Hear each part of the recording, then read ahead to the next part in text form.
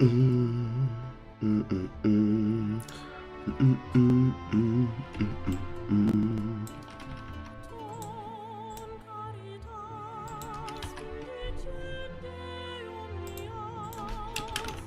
Shedding.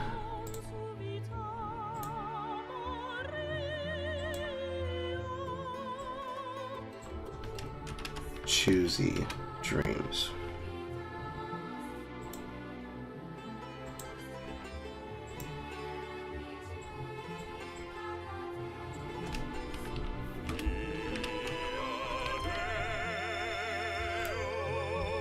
What part of that conflicts? Is it trophy wife?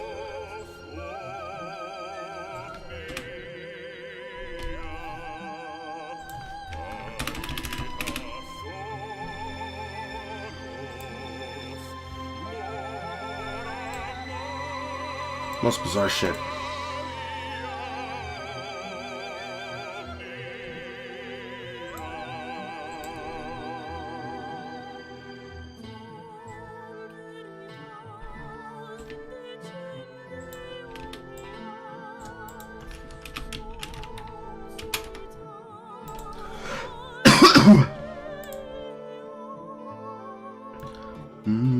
Bum bum bum.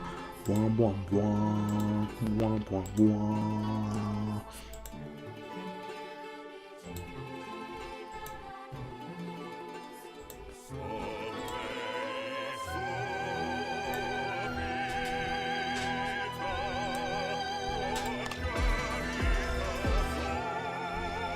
I spent 2 hours in that dungeon? Crazy. Anyways. Hello, chat. Hello, all three chats! Welcome, welcome, welcome, welcome, welcome, welcome. Welcome, welcome, welcome, welcome, welcome, welcome.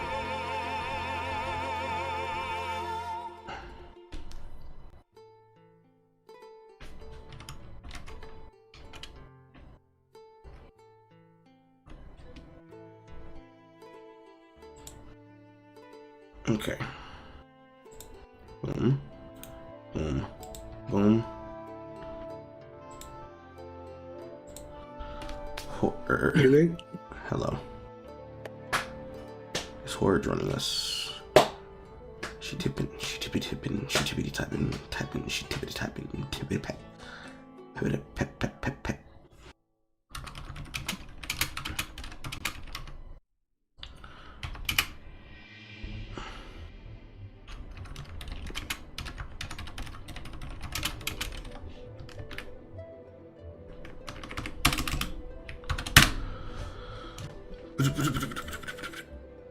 And here she is. You should be able to actually move yourself in and out of the audience to the speaker's role by yourself. You can just write to your own name. Anyways, how are you? I'm sick, but I'm handling. Are you feeling better than you were earlier? Lightly.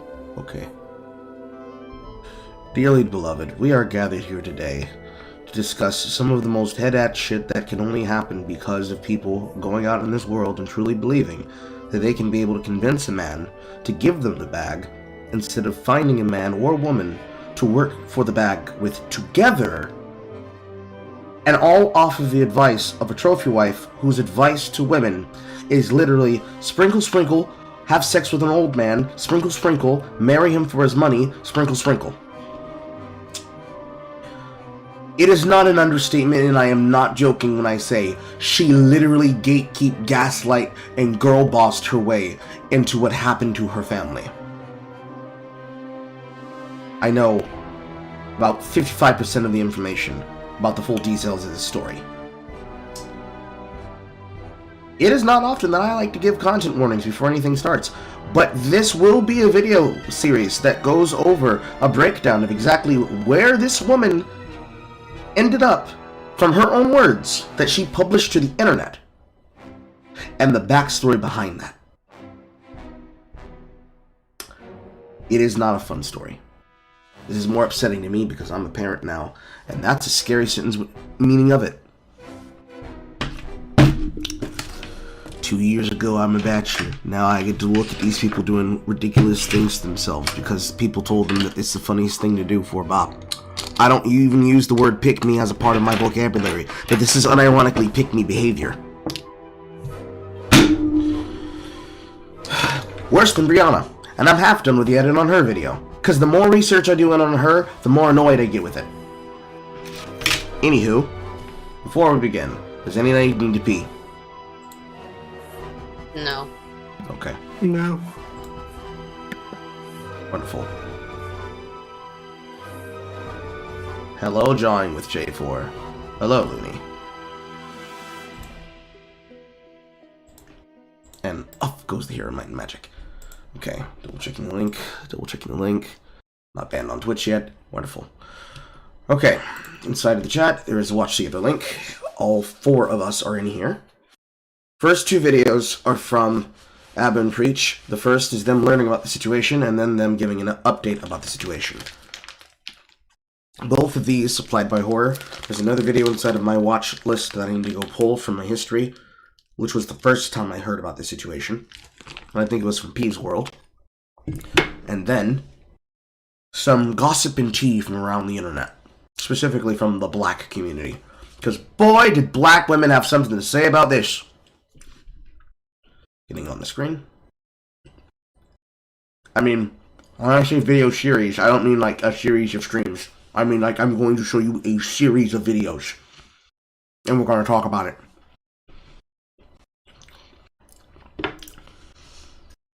Is this going to be a make me happy that I'm just a single girl video?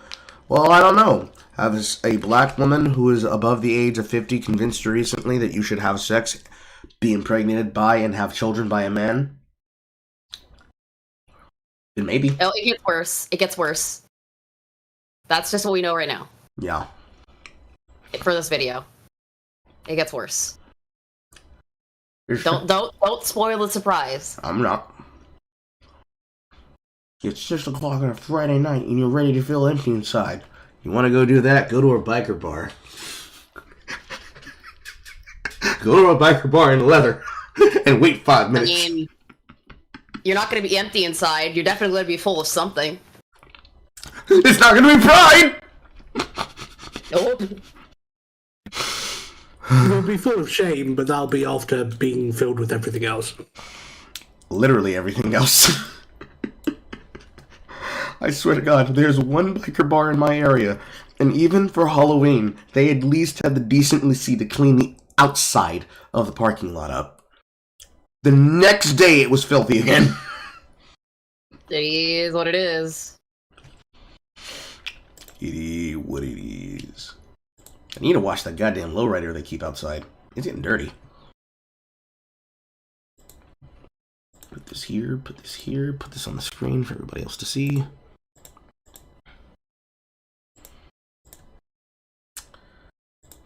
Abba, your forehead is too big. Your forehead is too big, Abba. Hey, you leave Abba alone. I got a big forehead too, what you talking about? So I know it's big. He's also overlapping me. Alright, today's video, I watched 1 minute of it. The video is titled, I Married a Monster. Hi ladies, if you hear any noise in the background, that's the new baby. The baby's renovating? A lot. God damn, just bring the baby here, he can fix the floor. Shit. The baby is Bob the Builder. That's probably the nicest joke he's going to have this entire time. You'll leave the baby. It was a joke That's that the only laugh you're going to get. just took one of the jokes I had out of my mouth before I even started watching it. I felt sad that he and I were on the same wavelength. Bob the Builder, can he fix your marriage? Bob the Builder, bury him under the floor. Let me pull from Papa Meat. You can't fix this. It's literally the Bob the Builder episode that he did. Mm-hmm. You can't fix this. Baby alone, bro. Nah, I mean, Yo, she want to talk about how she married a monster. Leave her alone. it's hammer time. Oh. Bang it. I love Preach. Okay, I'm sorry. It's all good. I'm sorry. It's all good. You're going to feel like an asshole. All right.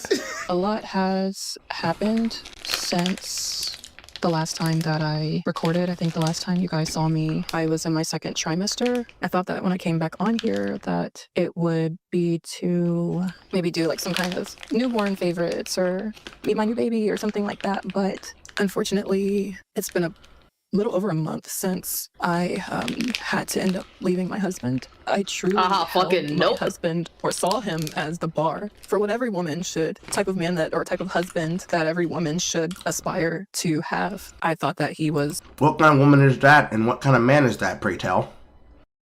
You'll find out in the other video. My Prince Charming. I thought that he was my knight in shining armor. Prince Charming, knight in shining armor. Insert cliche here. And, you know, he portrayed himself to be this amazing, upright, righteous Christian man. And I believed him. I didn't realize that the person I married was actually going to be my biggest nightmare. So basically, I think shortly after we got married, and this is something that I haven't talked about, I started noticing like certain things changed with him. I just started to see a few things that I didn't like. I honestly thought that some of these were things that I could get past. You watched a minute of this and you thought we would like that's more than a minute. Hold up. That's Hold up. Pull it back. No, you're good. They need to pull it back. They're gonna pull it back. Read that sentence on the. I can't read it. Hold on. He raped me 4 times in the first few months of our marriage. And So those were things that she should get over. I thought I could get over.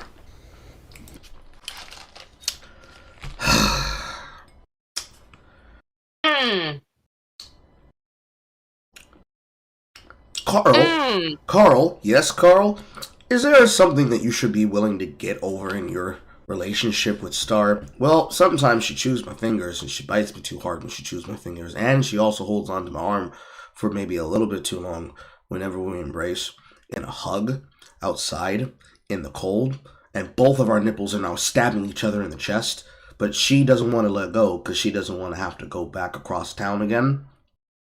And then there are some times in public where she thinks that the women that are going to be interacting with us will interpret the things I say as flirting, when there is a very full-fledged, full-bodied, Catholic, born-again Christian racist standing next to him, and I'm just acting as his wingman to ease them into the awkwardness of watching a married man romance and flirt with his woman, with the third wheel watching it, saying, oh yeah, he's like this all the time. There are things she and I both have to go over, but you know what we don't have to worry about, Carl? What's that, Carl? Getting raped in our sleep. You know what else we don't have to worry about? What? Getting raped when we say no. And you know what we don't ever have to wonder? What? What is that, Carl? That's something I gotta get used to. You shouldn't need to get used to random sexual assault. Mm-hmm. And, caveat, because this is a big right-wing talking point, especially from people like, well, no, Mackin libertarianism is not a right-wing person. She is actually a anarcho-capitalist, but is the type of right-wing potential grifter, literal, legitimate right-wing grifter, at least in the perspective of leave me alone libertarians, who will actively say, there is no such thing as rape in marriage. That's what marriage is about. You're their sexual property. I don't know if you've ever seen pictures. Actually, no. You liked the tweet that I had written about her the other day, because on my other account, she had me banned, and I think she also had me blocked on that one as well. But she started out using anime as the attack vector to become popular and to get people to lust after her, while she was pursuing a full relationship and then marriage, and then only re-announcing again her pregnancy before effectively taking all of that simp money and trying to clean herself up like I hypocrite. Another potential grifter that does the same shit. Both of them are Flavor V and Miles Strong grifter. The important part here is that a big talking point is that Once you become married, your partner becomes your sexual outlet. 25% true. The 25% is you don't have sex with people outside of your marriage. Those of you who happen to have unorthodox relationships that want to open that up, we're not talking about you. Keep your fucking mouth shut. You don't go outside your relationship for carnal knowledge. 25% true. 75% that is not true. Just because you're in a relationship with them does not mean that when they say no, you keep going anyways because, what, I'm ready to go now. That's not how that works. I don't care if you're a man or a woman. This is more egregious for you women because then you have the audacity to say, well, it's not like I'm hurting you or anything. You're hurting me emotionally. Because now, all that pain and trauma of men believing that they're going to be assaulted by women has now done irreparable damage to his trust vectors for society. Not just people in his life, but even more so people in his life, but also society, because the Duluth model. And until the Duluth model is undone, every single man has to be terrified that, one, he won't be taken serious, and two, people will actively laugh at him saying, what are you fighting for? I'd love to have that. And they say this until it happens to them. Then it's not funny anymore. But it doesn't matter, because even women will say, what, are you a coward? I thought you guys like muscle mommies. Usually those guys are willing. And it's also pre-coordinated. Again, for those that are non-consensual people that specifically like being free use, we're not talking about you. Shut your ass up! The other 50% of that. The idea that you have to get used to whenever he wants to touch you or she wants to touch you, as the caveat for money, means it's not worth it. The details I learned about the story before this event was that she had gotten where she was because she was looking for a man with money, because she was a follower and then eventually a young scholar of Shira, Miss Sprinkle Sprinkle. For anybody missing context on that, simply just Google Sprinkle Sprinkle Lady. She will come up. I cannot believe that that was a sentence that she came up with in the middle of what she said in the video, because I'm not going to even lie to you. Even when I first watched it individually from her channel, when I discovered it, I didn't realize that that white text was up there in the fucking corner. That's a bizarre fucking sentence to say in your head. Even not including children. Just yourself alone. Being in this relationship means I have to get used to being beaten and used. This is some shit out of a Tyler Perry novel. But whatever. Alright. Okay. Jokey jokey. Jokey jokes. Joke joke jokes. So can I proceed now? What's confusing? Exactly. 6 weeks ago, I was changing my daughter, my 4-year-old daughter. I noticed that when I changed her, she was red and very sensitive.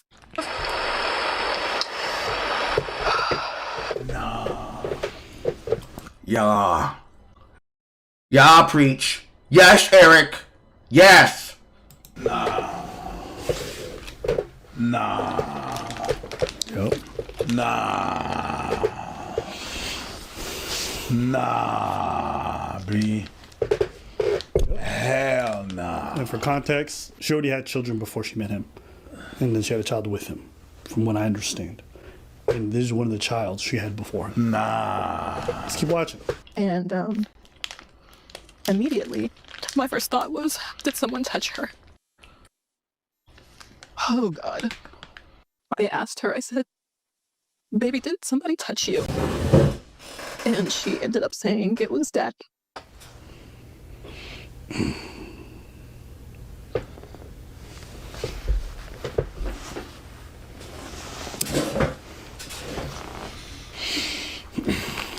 I felt like my world ended on that day. My husband wasn't home at the time when she told me, but I knew he would be coming home soon, so all I could do was just say, don't tell him that you told me. And I just instantly started trying to think of how I could get my kids out of the house. because I knew if I confronted him that he would just lie and that he would probably just continue to keep doing stuff to her, but just become more covert or more sneaky or whatever. As soon as my husband... Now, good for you for being smart, because usually this is where the feminist talking points start coming in, and I'm just going to cut all that shit off at the bud. Number one, it's a horrifying thought that anybody has to ever consider, has someone been touching my child? Because this is where you're like, oh, thank God, it's just a fucking rash. Any new parent can relate. Any old parent can relate. Any grandparent can relate. Sometimes, you don't want to think those thoughts. And then once you're thinking them, and it's in front of you, the more you see evidence that pushes towards the one that will make you think that you would never do these actions, it becomes very easy. Very easy to become unhinged completely. Fully off the hinges. Your barn door flying through a whirlwind. And good for you for not being the kind of woman that would actively allow this to happen. There are too many times, especially in the black community, for the other young scholars, that they're doing right now what Sky Jackson is doing. Context: Sky Jackson is pregnant by another young scholar. This is not news. She's a Disney industry bop. She's always been. However, despite the only man that ever touched her friendly being Montero, for the purposes of a music video, she got with a man that besmirched other Disney stars, specifically Cameron, the one that died of his heart condition, the one who was the small little doe-eyed boy from Jessie, and then the kid that's supposed to be the son of Cruella de Vil from the Descendants series, alongside Dove Cameron and the other Disney starlets. In most of their cases, for Sky Jackson and others like them, they get with men that they know are not good for them. They make excuses for their behavior, and they allow their behavior to keep happening in order to have access to their finances and their money. At the very least, because there are going to be a bunch of people who are going to laugh at her and say, why are you telling this us? You couldn't get this out of me. I prefer that she have the consciousness to be able to vent. And she did, I guess, delete and or private all other videos on her channel except for this one. She did. There are multiple people who have been documenting what she's been posting, because according to some rumor mills... Carl, you're spoiling the next video. Okay, I'll stop. Anyways. I appreciate that she was willing to say this on a public platform, because there are many situations and cases and examples of literally who creators that when something like this happens, they just either not stop talking entirely, and then other people have to expose them from the spaces and communities that they're a part of. I air quote that. Spaces and communities that they're a part of. Or they just disappear, and then they pop back up again under a new name. She was willing, and I think she understands the importance of owning this L publicly, and just having to fucking bite the bullet on this. I'm gonna partially disagree with you.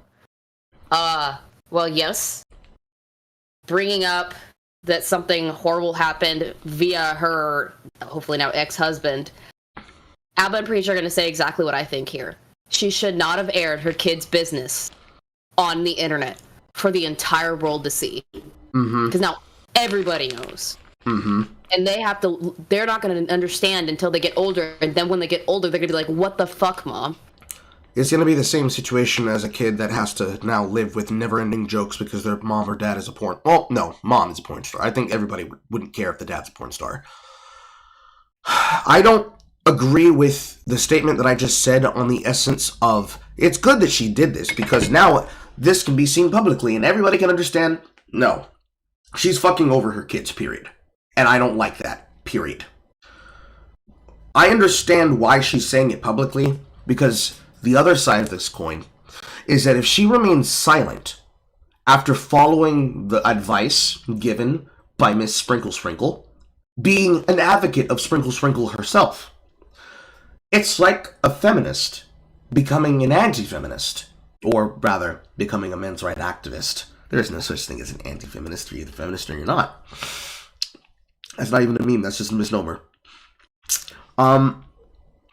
It is the evidence of a staunch feminist now becoming a true egalitarian, if not an advocate and an activist for men's rights. Because if she tries to move past this and keep herself out of the limelight, in the sense that she tries to act like it never happened, she does whatever the fuck she does publicly or privately, but she tries to move through videos like this never happened on camera, whether it be for money, whether it be to save face, she's inevitably paying into a worldview and a dating strategy that will lead to other people having the risk of this happening to them. Because what kind of man is going to do this, not only to children that he's a guardian to, but to somebody else's kids, let alone his own? Because if he has so much money that he couldn't just find you without kids, what's the reason on why he's willing to take you with it? I'm going to say what I just said again, because there are going to be people who are going to try and take what I said and spin what I said. I'm going to make sure to repeat it with extra words this time. When a top quality, high value, air quote, man has all of the chances and opportunity in the world to pull someone of any kind, why would he take the woman with kids over the woman with no kids to make kids of his own? And why would that woman go looking for that type of man and be willing to tolerate something like sexual violence against her, but only willingly pull back when it no longer is just violence directed towards her, but other members of her family? Hitting both sides here. Because if you go from the male position and you say some dumbass shit like, oh, well, see, that's because he hates women, and this is the reason why men shouldn't have power, and that's why we choose the bear. Why didn't she choose the bear? Dating is supposed to be shit out here. Ain't no shit men. And yet, for all the ain't no shit men, there seems to be a lot of women that are still ending up pregnant. Who's impregnating you? The bear? The trans bear? The alien bear? The illegal Aryan bear? The French bear who just happens to be a 5 shades browner and also comes from the bear cave of peace? From the other side, women. Are you choosing these situations off the advice of random people? Men, are you choosing these women off the advice of random people? I don't care if you're Denims. I don't care if you're the Super Peter Brothers, Tristan and Andrew Tate. How does this happen? Because it's not in a vacuum. She's just one of the more recent examples that have come forward and willingly done it. Willingly said what had happened. Those kids are going to be fucking upset.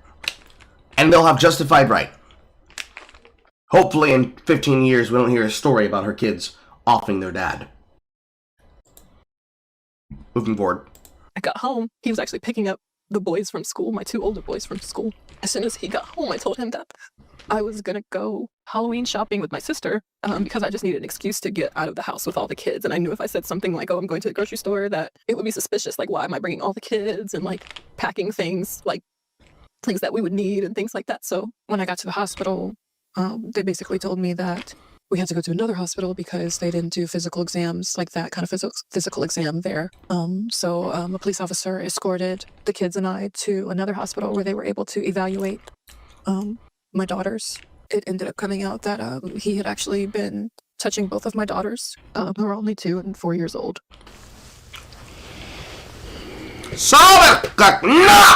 Well, she said daughters, because at first it was only 1. When she said daughters, I was like, this must be just a typo in the way she's talking. It still feels like a dream. Like, No, it is not. Context. She got 4 kids. Yes, she does. She got 4 kids. Just for context for everybody. I suppose we're going to learn about that in the second video. Yeah. Yeah. Now, see, off the reaction to information, here's my question. Why do you have so many children? Who were these men? Oh, we'll get into what her MO is later. Yeah. Like, when this first happened, I just kept waking up every day and just hoping that this was a dream, because it's literally my worst nightmare. It's my worst nightmare. I myself am a product of RAPE. Well, that's how I came to be. Was also, Which makes sense. Sorry. I'm sorry. I know from experience, and I know from other people that I know, you can be you are either very vigilant or you are very irrational with your behavior if you are somebody who's been mishandled. Yeah. So it doesn't surprise me. The fucking respect just started going through my head, and it started replacing letters for RAP. Abused as a child by a neighbor's husband. I specifically prayed to God that my children would never, ever, ever have to go through this. I just don't know how he was able to get away with it and so sneaky. Because with my own trauma, I watch my kids like a hawk. Like, I don't like them sitting on people's laps. Did you though? None of that. Did you though? Yeah. I get the feeling this is very much like the neighbor who finds out, who gets interviewed about their next door neighbor murdering someone, and them going, "Well, he seemed like such a nice guy." It's like, it's clear that you weren't paying as much attention as you claimed to be. Yes. Some of this, I feel like she was contractually obligated to have to say it because, and this is relevant for the black community, actually, evanescence on the TEA. Their ability to remember things is only based on the last thing that they saw that was very relevant to them, especially when we're talking about the high-value man conversation. Whenever they come up with this, there's a certain creator who's very loudermouth called Kiara. I'm trying to remember what podcast she's a part of because there's so many of them. There is a problem in the black community where they always get their advice specifically from men who are just certified triple baccalaureate doctorates in gooning. And I don't mean sexual gooning. They get all of their advice from unironic gangsters. And they take that advice as though that advice is true and real. Because the people that they're talking to have been platformed on places like Fresh and Fit. One that immediately comes to mind is Charlie Heston. Unabashed, literal rapist. He would get men to surprise women, especially white women, and would gang rape them. Not even joking. And he would go on to there. He goes on to the places, give the same advice, talking about how you need to speak to the young black male, and then actively bragging about, oh no, he didn't want it. We just brought a whole bunch of people in a room. Just hold the door open with my foot. What's she gonna do, say no? And not a single person on the panel, when he says it, ever looks at him and say, hey yo, what the fuck? Unabashed shit that just happens. And they accept it. I don't know for what godforsaken reason, but they just accept it. And act like it's normal. So for them, they're going to see her story. They're going to attack the story and say, oh no, that wouldn't be me though. And they'll try to push it out of their mind. Because the grift demands that they do. All right, testing. Can you hear me? There we go. Oh. All right. I apologize. I was trying to give my input, but I was wondering if you guys can hear me. Apparently you Nope. couldn't. No. Can now. Yeah. So I'm sorry about that, but I understand what you mean, Carl. I feel like a lot of the advice they're giving are from people who aren't qualified to give any kind of advice. there's a caveat in there where I would like to say, well, it's not that they're not qualified to give any advice. It's just that I wouldn't go to a serial gangster about how I should romance a woman. Because I don't think he's ever been on a date. He's never been in love and romanticized. Then, of course, the other side of this issue is, of course, when they look at her situation, the anti-semi squad, who right now are more worried about the fact that, at least in the case of Denims, she ate a whole full 30-day ban. So she doesn't have any sub money, and she has to earn it all back again. Small victories. But they're too busy worrying about themselves to worry about jumping into this social output. But usually, the white saviors come along. And they say, oh, look at these things that are happening to these black women. Look at this. Look at what happens to this. And this is why we choose the bear. Just pounding on the message, despite the fact that there are 5 victims in this situation. 4 kids, 1 mother. 6. Actually 6. Because she had the new baby. I miscalculated. Thank you, Channel with No Name. You're right. 6. There are 6 victims here. And in order to continue the grift, which to me is the more belligerent part, because now we're not even talking about the people, we're talking about the concept of the idea. In order to keep fueling the ideal of sprinkle sprinkle, you have to trample on the corpses of the social privacy of 6 people that will now in perpetuity be remembered and referenced in the mind of other people when they hear about this new story. So how on Wednesday, if my brain is remembering time in the correct order, how I needed to go over the 2 stories of the families where one family was completely offed in a double homicide-suicide, and then the other was power lesbian offing her dad and then giggling about it with an ice axe, like she's auditioning for a gender swap of The Shining.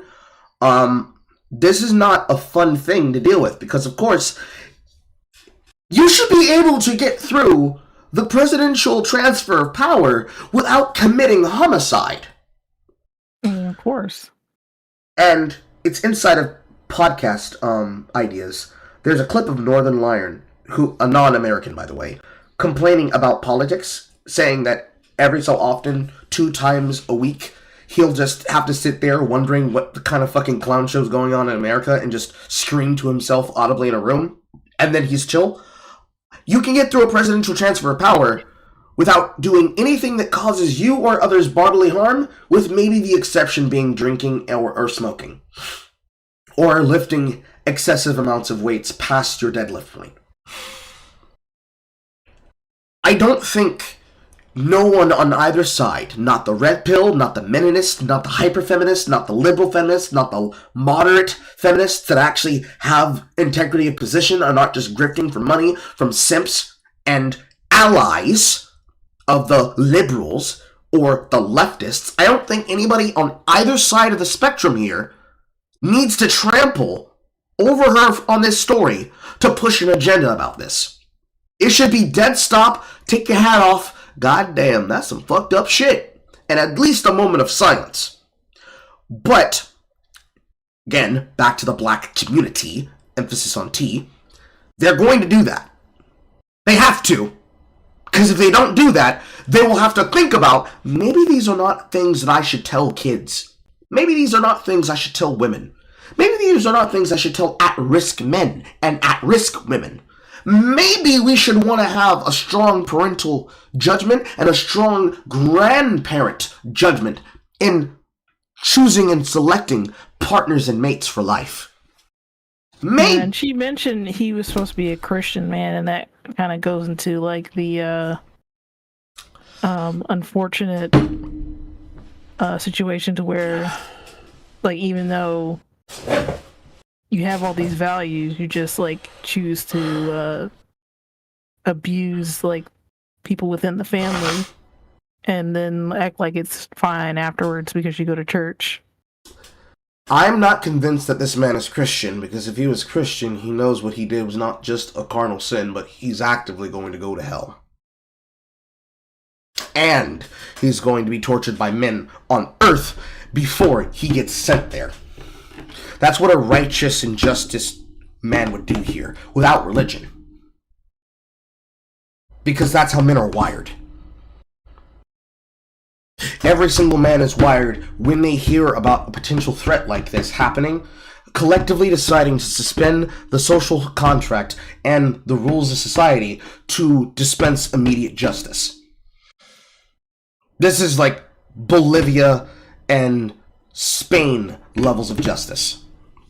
You do something like this in public, you try to hold up a woman with a bag, an older woman, granny even, and you try to threaten her on the streets, they are going to walk over to you in a place like Mexico and they're going to blast your brains out. Not even a question, because you have already decided that you are not deserving of mercy. No Christian man that actually believes in whatever book they like to look at, whatever version of the Bible, would do this. Even Muslims would not allow this. Not the extremes and not the moderates. It's just, this is a problem of a person who doesn't deserve to be in society. That's all it is. Like, we don't have to bring religion into it, not only because I think it would, it pulls away from the problem, but you don't even have to factor the religion into this. What kind of parent does this to a child that they are responsible for the care of? And why are you assaulting young infants and toddlers? Period. What brought that thought into your head? Why are you like this? Why didn't you seek therapy? Anyways, moving forward. And he knows how much I cannot stand men like him. There's a thing that you're doing, lady, is you feel guilty for what happened because you're supposed to be the mother, you're supposed to protect your kids, and it happened kind of under your watch, and then you're beating yourself over that shit. And I can understand why you are beating yourself over what happened. I get that. You feel guilty. I get that. But that kind of person did what they did and was trying to hide it from you. So no matter how you would have tried, he would have tried to do something. It has nothing to do with, it's not because you didn't protect them. It's because that person is a sick person. Yes, it is. It's not. Yes, exactly. Yes, it is. But Kappa. But we'll get to why. Because you didn't do your job. It's because that person is really fucking sick. How do you know though? She just neglectly I like to believe that it's not her. That's a File that away. I like to believe that it's the truth is we don't know. Wait a minute. File that one away. I'll bring up Obsidian even. Because that's gonna come back up again in the next video. File that away, audience. File that away, chat. Charleston White is his name. His name is the same as Charlton Heston, so it just came up at the same time. Yes, indeed. New drawing. Drawing pointer. Line. Also, is that showing up on the screen? Hold on. Let me do my job.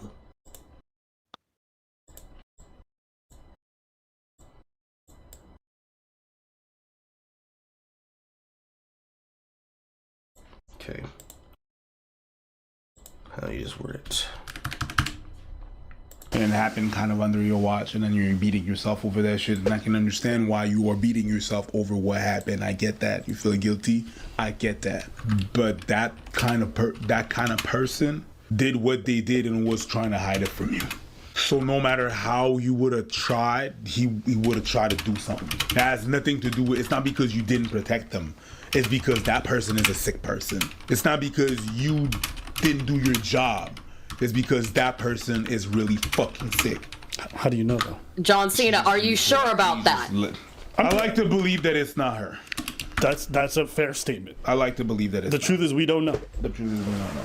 And I'm not even, because I didn't even want to go there. But I also don't want to just sit here and lie. I don't know. It's not lie. It's just, I don't know, but we don't know. We just don't. We don't know.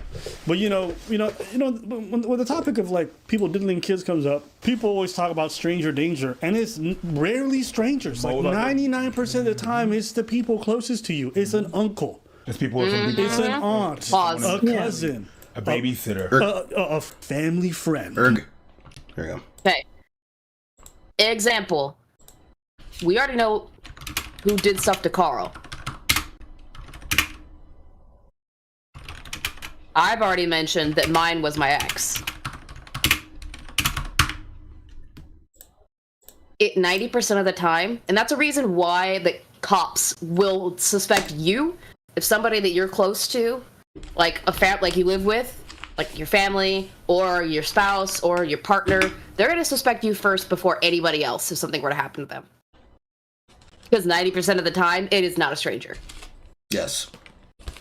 Now, it's unfortunate that in our current law rulings and teachings, the police are taught the Duluth model no matter what. But it is always the expectation that whenever foul play is expected and involved, that they will apprehend the men in relationship or the men of the family as the able-bodied suspects, because it is the expectation that the people who have the capacity to do this, more often than not, is the men. Because it's a pattern. It's so often that's who it is. Mm-hmm. So often. It is insane. There is lots of work that has to be done, both in therapy as well as mental institutions, to ensure that we can be able to dispel the myth that it's only ever the men and then start involving the women, but the precedent still exists that men are going to be looked at first, because it is the job of not only the men in society to protect, but also to identify the wolves in sheep's clothing that are around us. Sometimes, you can even have a former wolf end up becoming a proper protector, because they've gone through the proper amount of remedial training and or amounts of beatings until it is made clear that if they do not change, this is the rest of their life. I've only met 3 people in my life that classify under that standard. And their problem was not violence against women. Their problem was violence against themselves. Usually as a coping mechanism to deal with the violence that they're receiving from their family. Rather than espousing their pain onto onto others, they espoused it onto themselves through a form of self-harm. It was something that actually led to me discovering that film Secretary from 2 months ago, because it was given to me by a suggestion of one of those friends. It is a very long road to achieving that, but it's kind of one of those things you just have to accept about the world. I personally want to see the Duluth model undone. That way, they go off of what is the most likely evidence, not who the suspect is based on gender. Because I agree with that, because, like, you know, like, growing up when I was younger, I had to witness, like, just women being openly shitty to younger men and thinking that was fine and that it wouldn't cause any, like, damaging problems. They think it's just going to make them, you know, toughen up or whatever. Well, currently this is also being multi-streamed and simulcasted onto Twitch, so I can't say the other thing without having to say a caveat or a disclaimer in front of it. One of the better problems is that whenever something that involves sexual kindness come up, the dreaded T word gets involved. And when that dreaded T word gets involved into it, all shit hits the fan, and all conversation comes to a grinding halt. There is a lot more case examples that have happened within recent years and months, let alone weeks, specifically depending on where you live. I live 2 hours away from Atlanta, so I hear about stories locally that don't make the news unless it goes to a national publication on a affiliate imprint for something like Fox News or MSNBC. But in our affiliate stations, as well as locally, there are so many case examples of that dreaded T word coming up in the case of sex crimes. More often here, it's solicitation. But very, very rarely, it will be the case of either an at-risk youth between the ages of 14 to 26. I know I said youth and 26, but be under 30. Being in a situation that they found themselves in at a young age, and being stuck in that situation since that young age, because the choice was do the solicitation or starve. And then it became do the action or end up in a ditch. Usually, that tends to be the cis women But when that dreaded T word gets involved, all conversation about this comes to a halt. Now, this is a failure on those that call themselves allies, because they're only really allied to the idea of the cause, not to the people in the cause. Yeah. Even the dreaded T-words find themselves standing alone, because those dreaded leftist men that they call their friends and allies leave them high and dry. Or they, end up, kind of contributing to the problem. Sometimes they are the problem. Yeah. I have seen no less than 15 news stories, at least amongst the leftists themselves, because now that I've been forced to make a Blue Sky account, so that we could be able to talk about what we had a suppressor before the stream, watching the news of Paths of Exile 2. Most of that platform, if it's not bitching about Twitter, is them basically outing somebody that they considered either a friend or talking openly about someone who they considered a friend, somehow being a part of the very dialectic that they spent all their time trying to cheer and push. Even in Alyssa Mercanti's own words, putting on a brave face constantly because they know they're being constantly scrutinized and watched for what they say and they do. That's why half of them usually put things behind Patreon walls.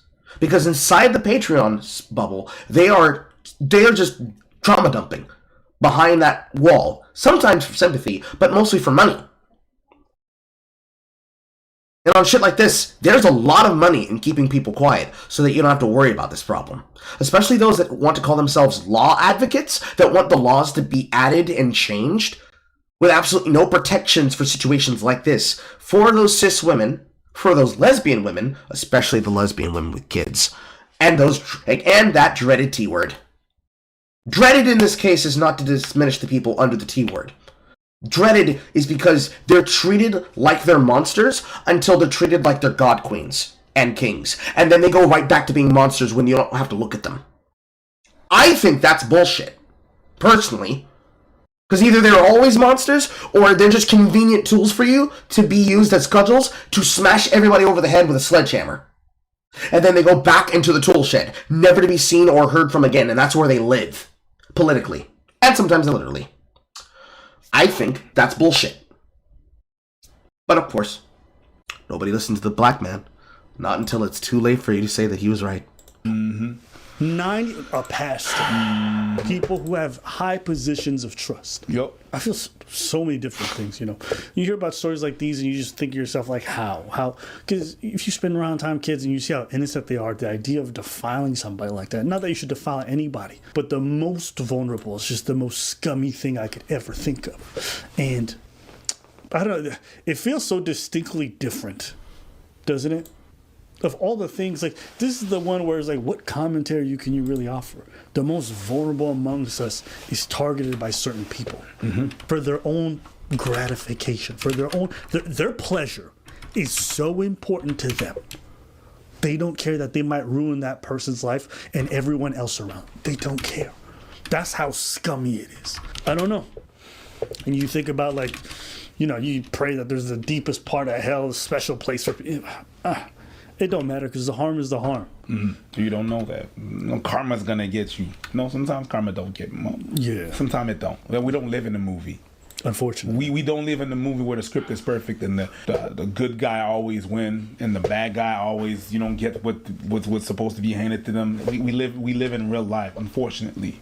The other reason why I also don't like karma is it kind of takes away the agency of the people involved, thinking there's some kind of power that's going to create restitution. Sometimes you got to be the karma. Sometimes you got to be the one that press charges. Yeah, that's another part. What do they call that? Deer in headlight syndrome? You hear about something happening to somebody else, usually the men are going to be the first one that makes moves on it. Often the women in these situations, or more effeminate men with men that are more stronger-willed with them in these situations, will tell them, no, I don't want you to do anything like that. I just wanted to talk about it.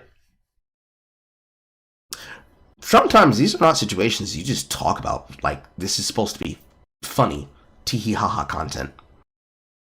Sometimes you have to be a certified crash out. Sometimes. Not all the time. And when you crash out, you have to do it legally. unfortunately, like you said, you want to feel like you have to suspend the laws to deal with the problem. That's what would usually happen when all semblance of law and order has to be done away with. To ensure that everybody gets the help that they need, you have to do it legally. And this is the same take that, fortunately, everybody agreed about when it came to Rosanna Pacino and Dogpack 404 with their retardation of attempting to say that they couldn't go to the law enforcement to verify whether or not they were holding child porn. It's the same logic that I had already said on air before I even saw Soggy Cereal's video on it. It's the same energy. It's the same follow through. Because sometimes there are people that'll say that they'll do things, but they're not lifting the finger for nothing. They're not going to do it if it doesn't involve them giving money to a GoFundMe. All of their activism, all of their advocacy, it begins and ends at the end of their property. They were not going to go out in the world and physically do acts, get off their ass and go physically help something. Because it's easier to be lazy and say I'm doing my part by pledging money than it is to go to your pickup truck, get a battery and a shovel. So sometimes you have to be a crash out. And you have to be wise.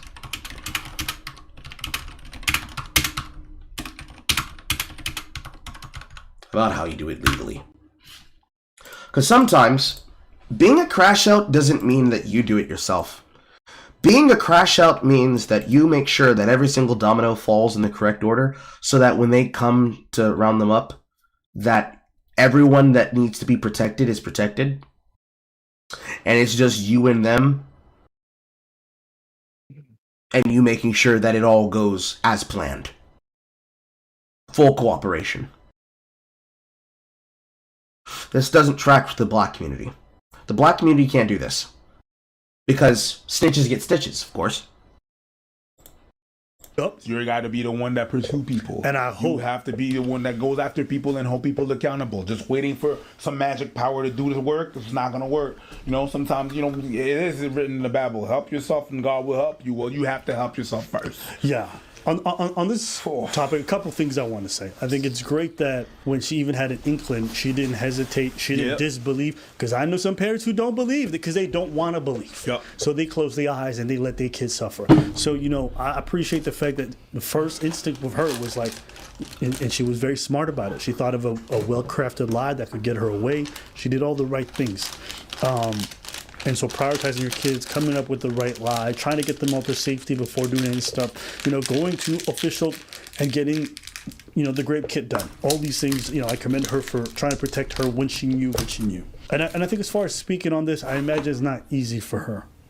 And this is a very difficult thing to come to terms with. And maybe speaking for her is cathartic. It helps her out. I never want to make it sound like her doing this is something I'm going to shame or whatever.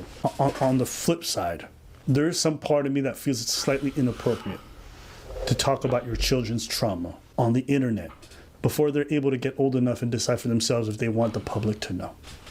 I could imagine that if I was diddled as a child, that's not something I'd want out there if there was a choice.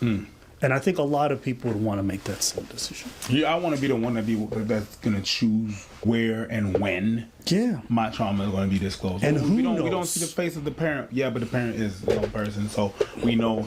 A lot of people know the kids. It's not about us in the public. No. It's about the people who know her. Exactly. Right? And this video got, 2 million views, so it's a very big video.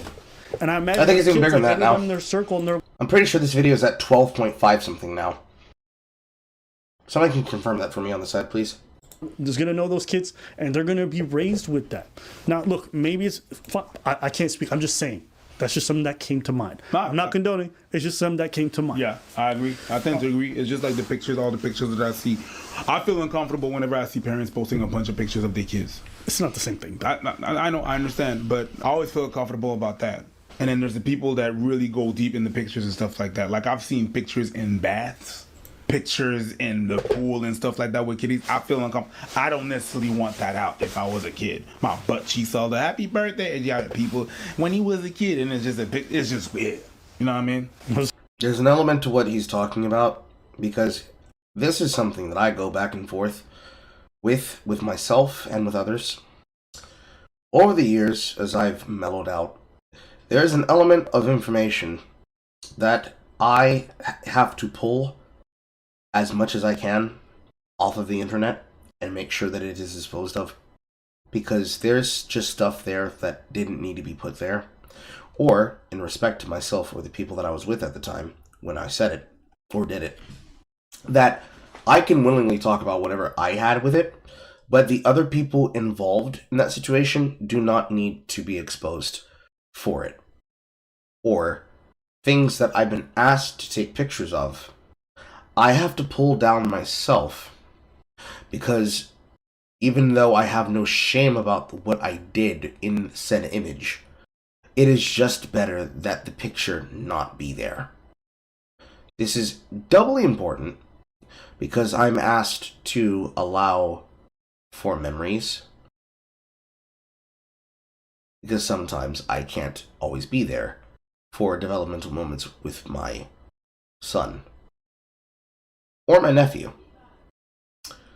So I lose things to the ecumenical floor of personal relationships, politics, interpersonal family drama, and people not being able to sit in a room with each other and be peaceful, because there is unresolved problems or eternal feuds that disallow it from being so. Add on the social stigma of society and the uncomfortability that comes with, I don't want people to see that. I don't want people to see that. But I will be willing to see this, and I will be willing to post this. It gets deep. It gets really deep. Not to belabor on the point. There's a hope that once she's gotten everything that she's needed to said done in this video, when and if she continues making content on her channel, she will unlist, not delete, but unlist the video. Simply because keeping it up would allow for it to re-traumatize later. And the problem of re-traumatizing the issue and traumatizing herself again and her kids again is that even though there will be people who are going to use her as a standard to discuss the issue in the future, that does not mean that she needs to allow it to happen randomly. At the very least, she could control where it happens, when it happens, why it's talked about, who's bringing it up, who's discussing it.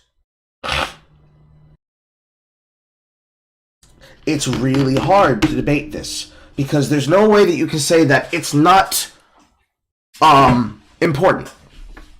Like, me, on myself alone, any picture I take, any stream I take, any live stream video that I take, any video that I make, where I divulge any kind of personal information about myself, even if it's just a joke, just an offhanded 5-second clip, where I ask her a question, simply because I wanted to get her real, raw reaction in the moment, for the purposes of, like, an offhanded meme. That's still stuff that goes out into the world that will come back to haunt me and her. First her, then me. Or, here's another one. Things that she does separate from me. So, I don't know if she has one. Let's pretend that she doesn't right now. At some point in the future, Star chooses to make an Instagram. Her Instagram is just mom stuff. Mom memes, mom jokes, kid stuff, pictures of our child, pictures of our family on vacation, pictures of our family going to events like meet and greets and to things like TwitchCon and whatnot, and other meet and greet events. Pictures of vacations with extended family on both the maternal and the paternal side of the family. Blase blase. Things that she posts then get used against the both of us and our child, or anybody even close and tangential to us, because then it's not off limits. It's posted on the internet. Anybody can use it.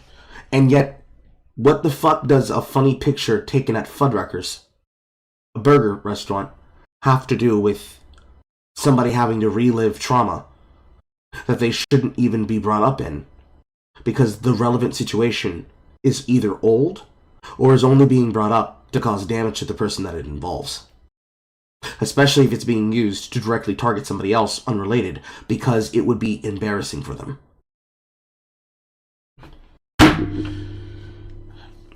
There's a live stream that could be had just about that conversation alone. But for the purposes of this one, we need to move forward. It's an interesting segue, but okay. What? That was an interesting segue, but okay. Was you want your kid, but your baby butt cheek pictures all in the internet? It's a baby picture. That's me though. But listen, to each their own. I don't think it's that big a thing. I think someone's trauma is a bit different. Sure. But if I have a problem with that, I'm gonna have a bigger problem with trauma. Fair. You know what I'm saying? Fair. Like me not wanting this starts way before we talk about trauma.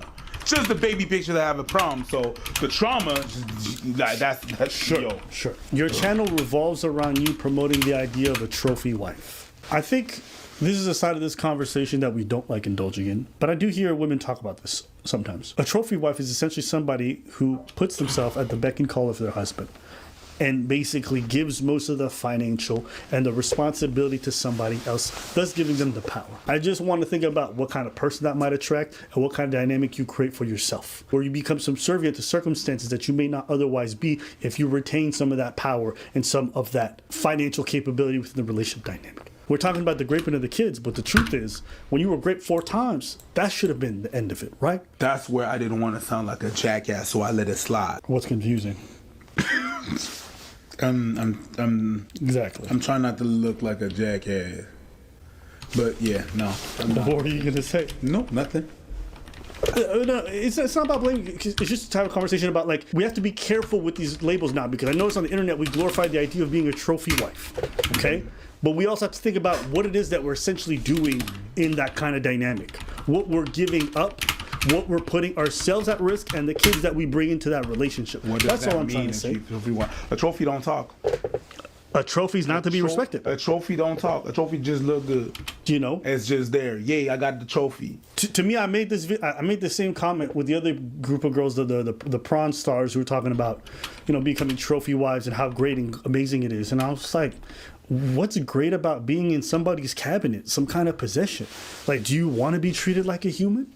I don't know. To talk about yourself that way and to glorify that idea, and then to be in a circumstance where you get objectified, I just think we have to be careful. Actually, no. I'm gonna go a little bit stronger. I think we should probably dump the idea of glorifying being a trophy wife. Mm-hmm. I think it's okay to say you want to be traditional. Well, it's fine. To be fair, I think that.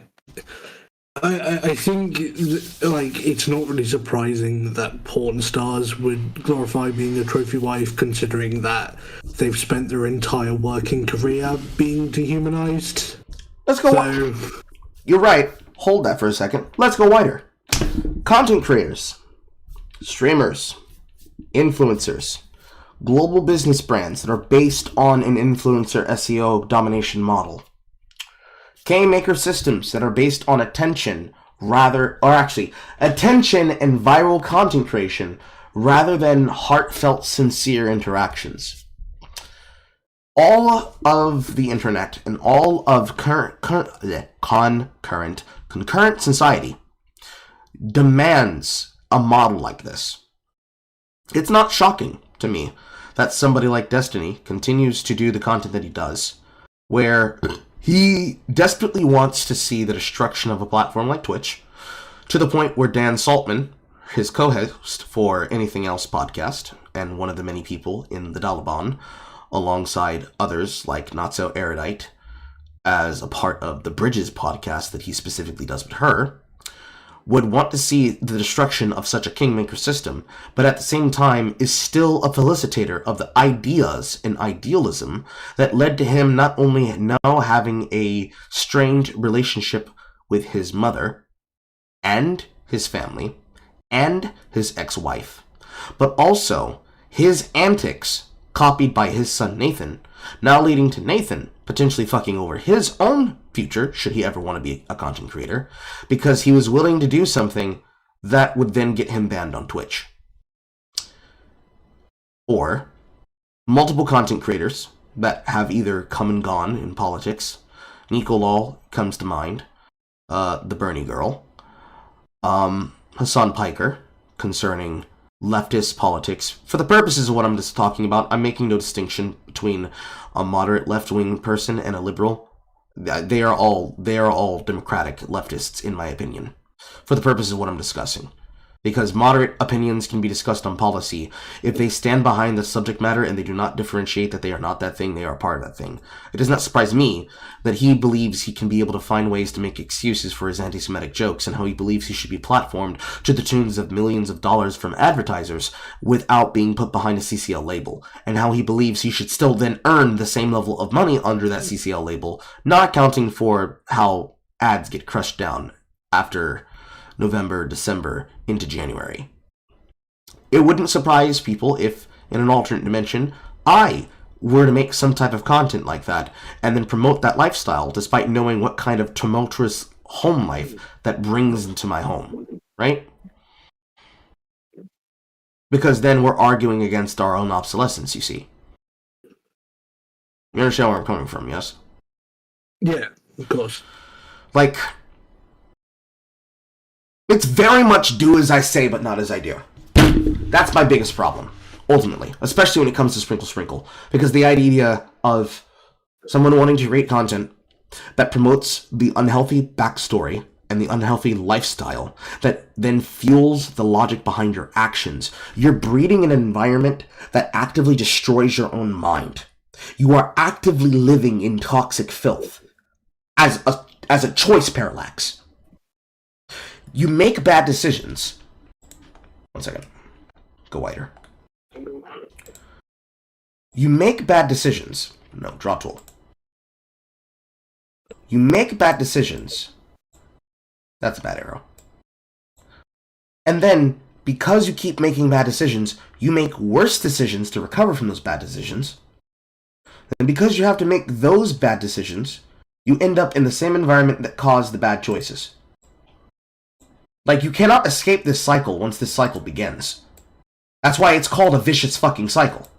This is even more important to the black community. Because we do nothing but teach people, if you want to be rich, if you want to be famous, be a drug dealer. Then make music about it.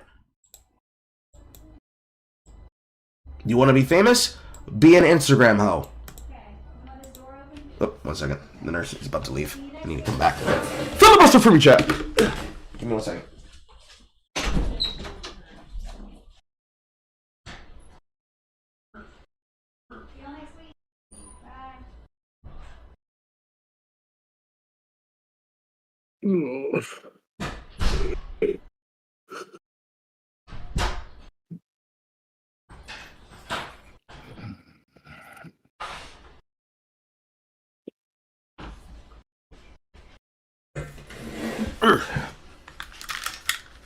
Alright, I'm back. Alright. So, as long as you allow for bad behavior to be excused to exist, it will breed a toxic space.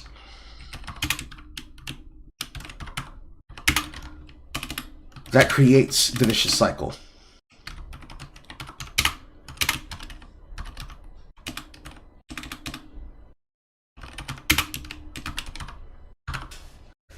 And when it comes to trophy wife behavior, you inherently teach giving away your agency.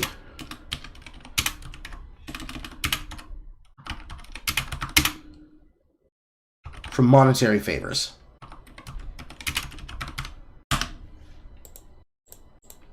This is the most basic example of how I could word it.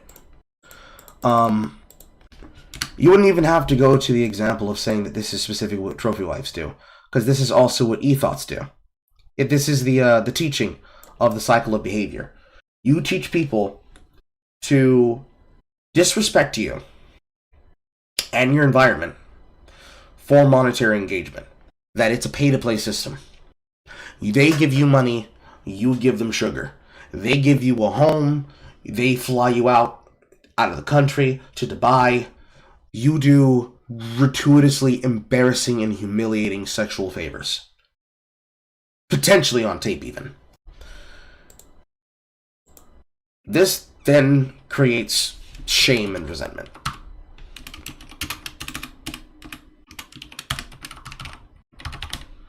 And this shame and resentment gets suppressed by the monetary favors.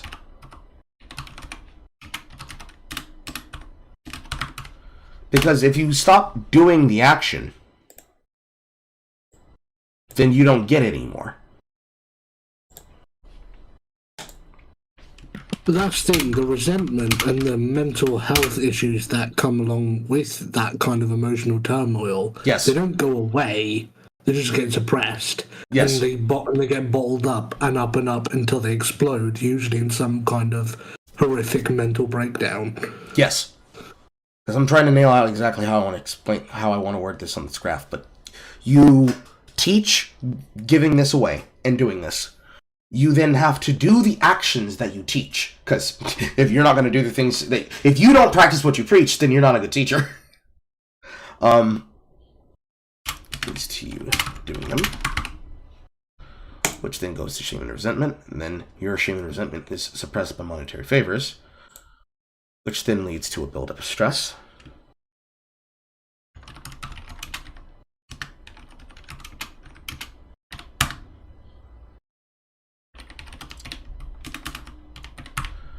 Which leads to a buildup of the outbursts. And then the caveat that really gets my goat is that the younger generation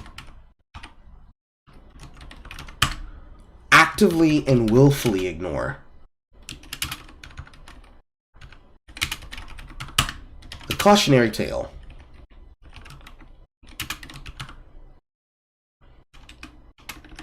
believing... I can't spell believe. Believe. Got it. Believing they can outplay your mistakes. And this is like this is the part that you cannot be able to you can't be able to help this. When you get here and the younger generation actively and willfully ignores the cautionary tale that is happening in front of them, believing that they can be able to survive by just simply not making mistakes that you made, forehead. Haha, I wouldn't get myself beaten like that. A man would never be able to approach me like that. If a man tried to do that on me, I'd do this and this and that. No, you're gonna, no, dummy. You're going in the hole. You're going in the hole next. All of you are going in the hole next. All of you are victims, potentially. Just say no. That's my issue, at least. Terms and the kind of people who get attracted to these ideas, I don't know if you want to mingle with that.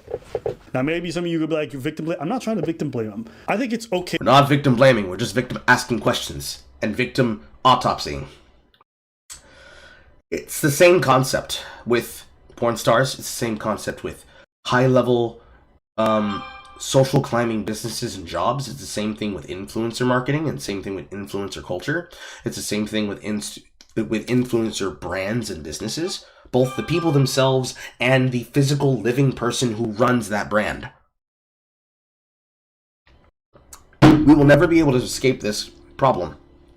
It's just another flavor of another issue, but this one comes with an extra few caveats that has to be handled gently and with pregnant pause.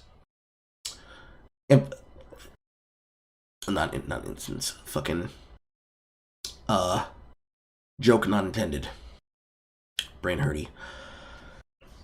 You are always going to have people who cannot argue for obsolescence. Many of them could stop it today if they just stopped standing behind the argument.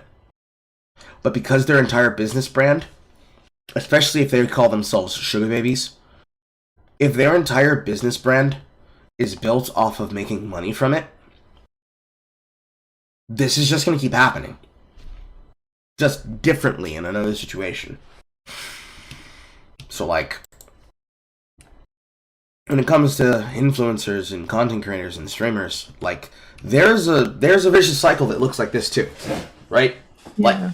Like, I think this is a perfect opportunity and example of the vicious cycle of lolcow, where you do shit to yourself and to others because you cannot survive without the attention.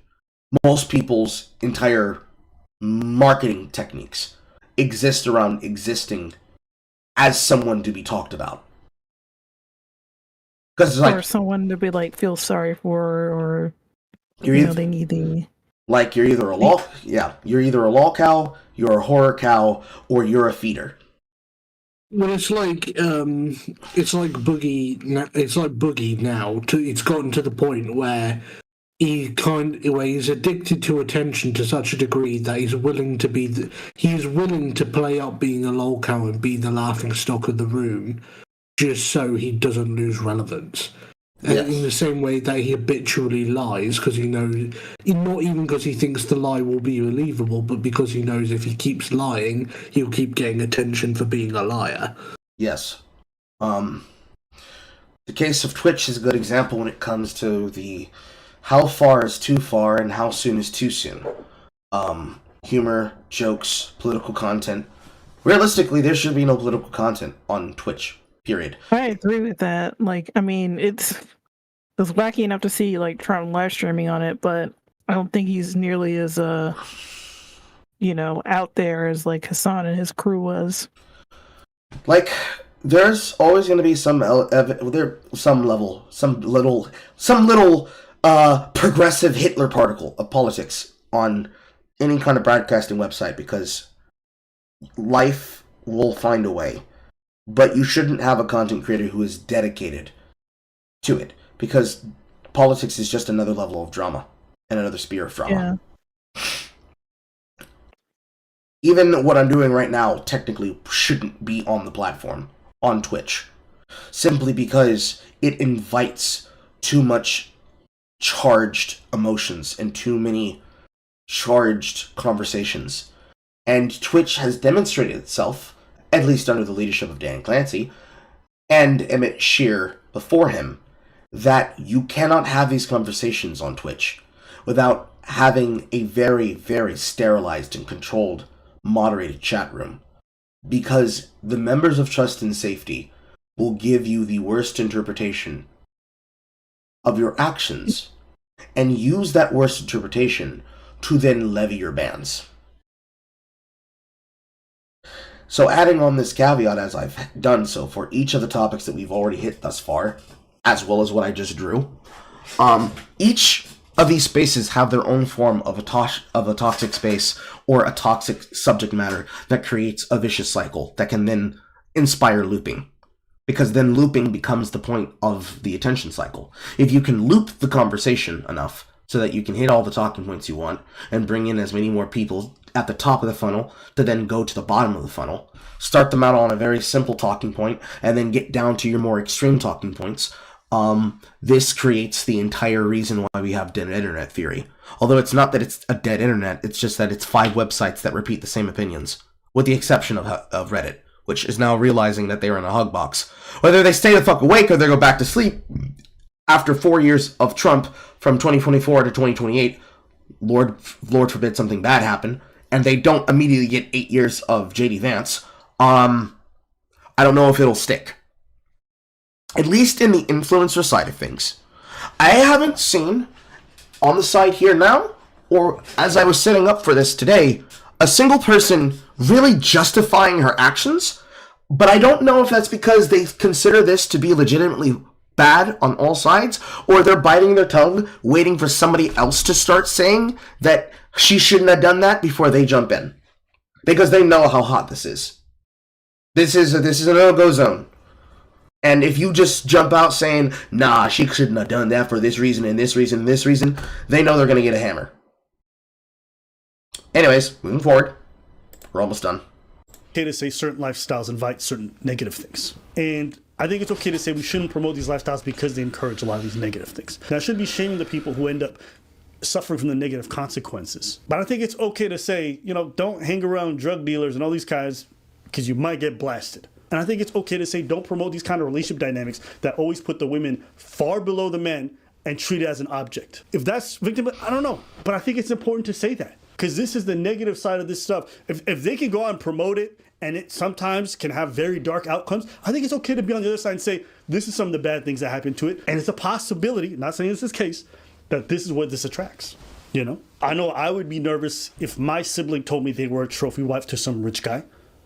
Nervous. And he was, and they were publicly saying that, and he was okay with that. I'm like, how does he view this person that I consider, I don't want her to ever be harmed, but he views her as a trophy? How would I feel about my loved one being in that kind of dynamic? Nervous? I'd be more than nervous, but yeah. I get what you're saying. The victim blaming thing. There's some people that don't have the privilege of saying victim blaming. Because they did? That was a good point, but that's not where I was going. There's some people that don't have the privilege because of the environment where they at. They have to watch out for themselves. Yep. Victim blaming shit is gonna get them killed. If you turn certain corners wherever you live or you go certain places, you might end up unalived. If you live in some places, the favelas, there's some codes that you have to respect if you don't want and end up being a victim. If you live in some kinds of slums or some places in the world, you don't have the privilege of being victim blaming. No, I gotta watch out for me. That's it. And I gotta have accountability of where I walk, how I talk, who I talk to, who I speak, who I mingle with. And I cannot call that victim blaming. I gotta be like on my toes. If I'm a father, I got daughters, I gotta tell them, you know what? You gotta walk certain ways. You can't wear everything. You can't do this. You can't do that. You can't be too drunk. Because that's what I can control and that's what I can have my eyes on. Victim blaming? Maybe. I call it doing my job as a father that my daughter has to come back home. To be like, hey, you're a woman, you can do whatever you want. You should living in this utopia. I can't. I mean, we do it dudes all the time, right? We tell guys, hey, listen, don't speak about violence. Don't be, patronizing, disregard, or watch your mouth. Why? Because you might invite that kind of stuff in your life. Why can't we do it the other way around? Again, this is not to look at her and to degrade her, to not wish her well, to not want therapy or whatever she's going to need and for her kids to come out of this. But when you promote the life of trophy wife, I mean, that's her channel. And I think it's important to have that conversation. It is. What you put out there draws some kind of people. I truly believe that. If you were out there and you had a channel about money and how it's all about money and getting fast cars and then you attract gold diggers, I'm going to counsel you against that because the lifestyle you're promoting attracts certain kind of people. I believe that's okay. And if people come for me, then I'm fine with that. I feel like I did my responsibility to my audience. That's what I think. Listen, I agree with him, and I'd go further to say it's not responsibility to an audience. It's responsibility to myself. Because if the logic behind my actions isn't consistent with the things that I have as a belief, they shouldn't be a belief. If it's not a core belief that I'm willing to die for, why am I dying for it? Death of me, death of people around me, death of something that I physically have to work on, death of a channel, blah, blah, blah, blah, blah. You shouldn't promote it. You shouldn't promote it if you don't believe in it and you don't trust in it. And, a step further, there's an element of first world problems that comes with this. For some of us, on the outside looking in, and on the inside looking out, there are a bunch of people who care more about what it looks like than what it is. Do you know what I'm saying? Elaborate. There are some people, let's use influencer culture. There are some people who care more about the idea of having a big YouTube channel, being famous, doing works, talking to people, being able to call up famous individuals that you personally call friends, go out to places, show up at events, be in pictures, be a part of multi-man live streams and multi-man panels where any wild shit can be discussed about and go. But very few of them are really capable of understanding the responsibilities that come with that. Me and me to go more? No, I understand what it. No, I get you now. Yeah. Like, let's keep it on the gaming side of things. There is a responsibility, if you call yourself a game journalist, that if you think that game journalism is media access to go to places and have access to special events and do what you want, you are not meant for the world of media game journalism. Because that's not what media journalism is.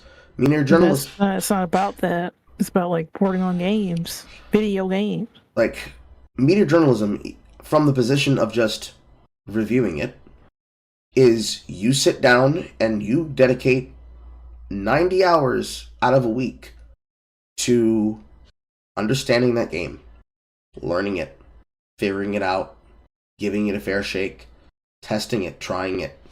This is if you're trying to cover every single thing. Maybe some people are more niche. At which point, this is basically a case of you try out a game for 2 hours and you see if it's worth you. If it can pass the Steam challenge. Can I beat your game in 2 hours? Is there enough content? That's what games journalism at that point is. For esports journalism, it is not going to events and shooting the shit at the green room bar and casually talking shit about Riot Games as all of their employees in the room act like cult members. It means understanding, going hand on ground, not putting your foot in the mouth on the microphone, biting your tongue, playing ball, understanding how to talk in interviews, speaking on issues and matters upon which you are passionate, and when people challenge your reporting, being willing to do whatever it takes to handle that in the venue in which it is allowed. If somebody pushes back on your take, and it's a trusted member of your staff while you're live on air, you have to address the argument in a reasonable and human fashion. If it's a person that you utterly despise in the industry, but you are, again, hosted to an event, signed to a contract, you are there to do your job in your time, you find a way to create a beneficial and educational and apt situation of converse where most opinions can be heard and discussed. What we're currently doing here now is not just Carl yaps for an hour and 30 minutes and people are confused where he's going and they don't understand what he's saying. It is... Hello, Ebony Williams. It is... I act as an MC and present the topic at hand and we talk about it and we work out what our personal hang-ups or opinions about it is and why that is so. And we get to the essence of what it is that we're trying to describe so we can understand what the problem is. Because the glitz and the perks of the job is not the job. It's the job. There are too many people that they only ever look at the perks. Well, I forget what the fucking stat is. I think it's above 50. Like 58, 50, 59, 60 something % number of youths, young children, want to grow up to become influencer streamers. Something along those lines. I'd have to ask Aiden for the number because I don't. It was pretty high. Like they didn't want to. I don't know. Like, yeah. But I think at one point there were a lot of people who wanted to become like just rappers. Yes. I don't know how prevalent that is now. Yeah. All of the entertainment businesses, all of the first world entertainment jobs, they are more interested in doing those because they consider them to be simple and easy than doing any of the ones that require dedicated work and time. And even then, sometimes, especially when we use the word slop, there's some absolute fucking slop content that's just made by a bunch of people. Yeah. And it's just they don't give a fuck. Well, why should they? That's not what they were told the model would be. Steal somebody else's content and do it even if they didn't want to. And they can get away with doing it. Because very rarely people call it out because everybody wants to be famous. Yeah. I mean, I say that about art, but apparently that's like a hot take. Like there's just like straight up art like people who like actually draw. I'm not even talking about like AI, like people who just straight up draw slop and with not much meaning with besides like I just want to be famous and I want like Like I want to be a big artist so that I can like go to all these conventions and get all these accolades. Yeah. TikTok is probably not helping that regard whatsoever. Especially when it comes to people trying to grow their own channels off of other people's content. And I don't mean like I could name people in the art space in particular who I would describe as slop, who have the most uninspired art styles possible and appeal to the most, mass audience with the safest content and safest content ever. So is the sloppiest of slop.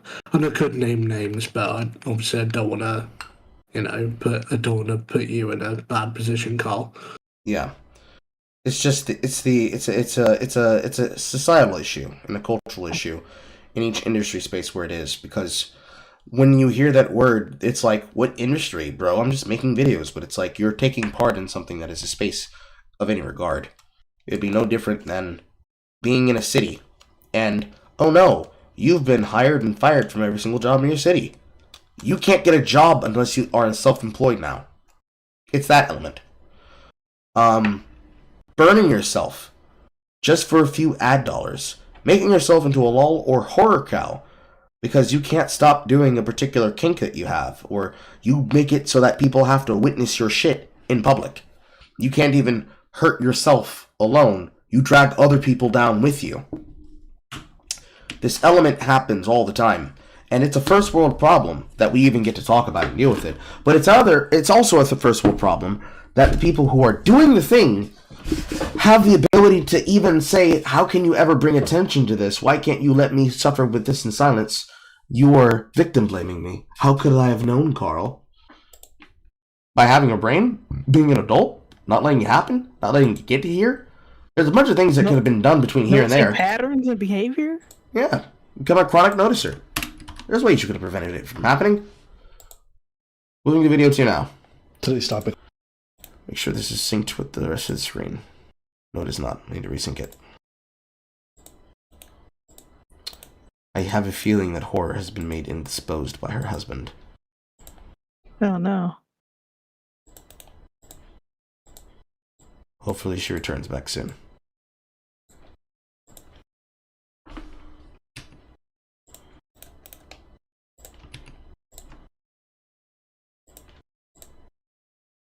Come on, fix the window. There we go. Alright.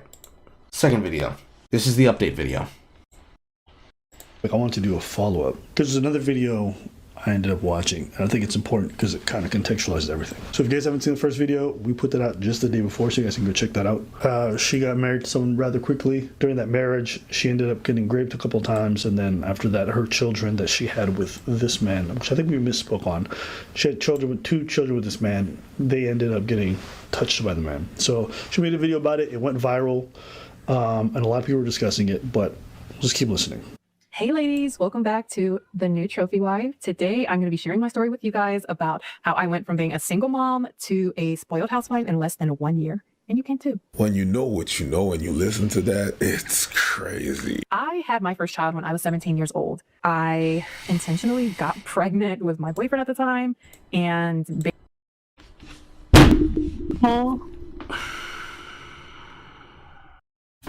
We're going to listen to that again, and we're going to listen very slowly. Two children with... Back to The New Trophy Wife. Today, I'm going to be sharing my story with you guys about how I went from being a single mom to a spoiled housewife in less than 1 year. So, this would be the content that she was making before all of this happened. What did I write down?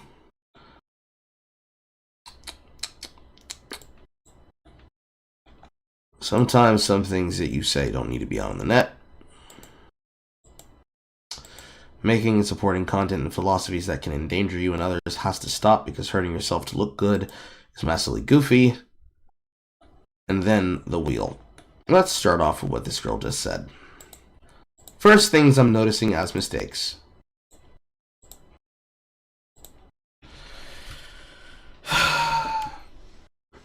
Intentionally became a single mother.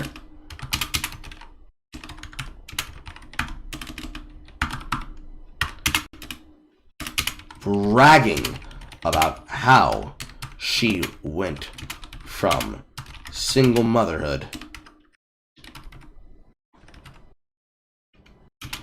to paid trophy wife.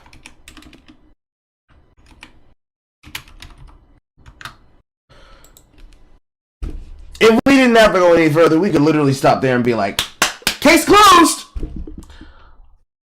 Let's keep going. And you can too. When you know what you know and you listen to that, it's crazy. I had my first child when I was 17 years old. I intend. Okay. First kid at 17.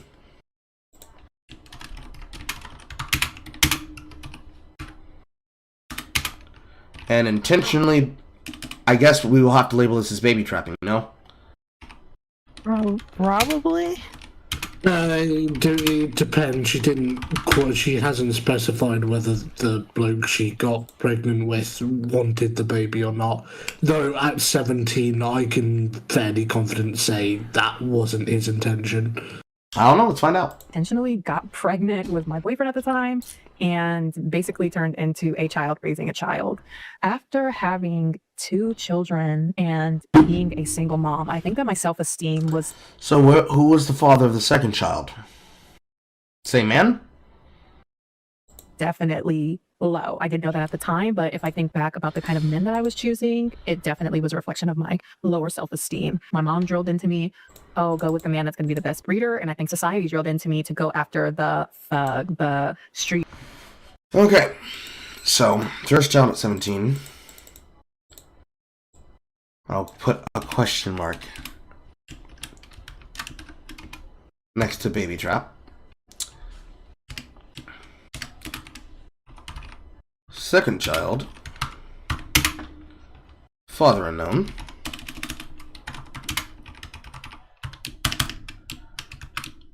Mother drove, get with the best breeder you can, and society drove me to the thugs. That sounds like cope because, well, the best.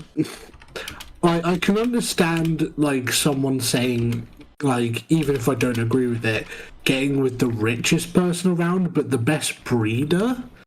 I don't even fucking know what she means in that sentence, bro. I don't even know. I'm the fucking ex-escort here. What the fuck does best breeder mean? You fucking go out to the club, you're like, yeah, I know his dick's big. How do you know? You see her hip? That hip's really big. It's really big. You take him there. She's unironically doing physiognomy checks. Like, what freaking dudes at the club. Like, take him back to the bathroom stall, give him a hand job, see how far it squirts. Oh, yeah, you're coming home with me. I want a July baby. Like, she's literally, like, 2 steps removed from measuring guys' skulls. Sometimes, even when I'm joking with Kasag, I know that he has a reason for feeling how he does. And it's bizarre that she's justifying it. I can hear him now! He's working on someone's HVAC unit, and I can hear him now! It's fucking sad. Because why did your mother teach you that? What kind of Christian or bullshit are fucking moms on these days? Anyways. Dude, the swag type dude, or whatever you want to call it. I don't know what kind of mom would say that. All about the mindset of, oh, I can... A bad one? Yeah, a bad one. Like who's gonna tell their daughter, it's like, okay, honey, you gotta find the man with the biggest balls. Let's hope it was just a fucking... Let's just hope she was misspeaking. Do it for myself. I don't need a man, as so many of us modern women say. You air quoted modern women. It's still going on the chart. I love this talking point. Modern women. but seeking men with traditional standards.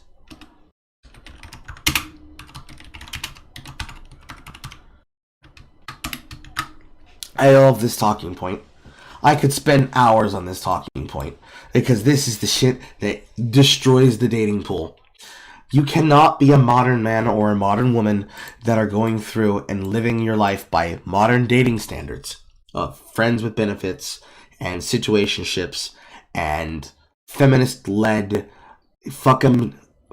I get bread, get head, then leave, fuck around, and don't care about men or women sexual hookup culture, and then say, I'm waiting for the right one.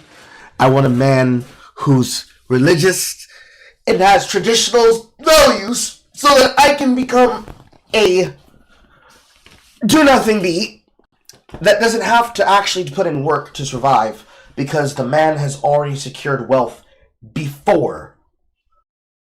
And I don't have to ever try to work again because now I can just be a stay-at-home mom who exists off the paycheck that he provides. This would be the thing I was talking about. Because why would you let yourself do... Why would you do that? And there are women that do this while being feminists. Saying, yes, I want to have a man who's going to bring home the bacon and then bend me over and then I get to espouse my first world views. You're doing this while a single mom, and then promoting a lifestyle that endangers the life of not only yourself but your children, setting them up for perpetual failure through life, for the vicious cycle. And then you're telling me that you did it on purpose. It wasn't a mistake. It wasn't a plot of Degrassi. It wasn't a plot of One Tree Hill. You chose to live your life on hell mode. You chose hell mode. You chose to be a single mother, and then you did it again. And then you had the audacity to say, well, we were just being girlies. We were, all of the girls out here were girling. Girlies were girling. Mistakes happen. That wasn't a mistake. You made an intentional choice, and now you're trying to run away from it. Come back. He's hungry and he's cold. You have to feed this child.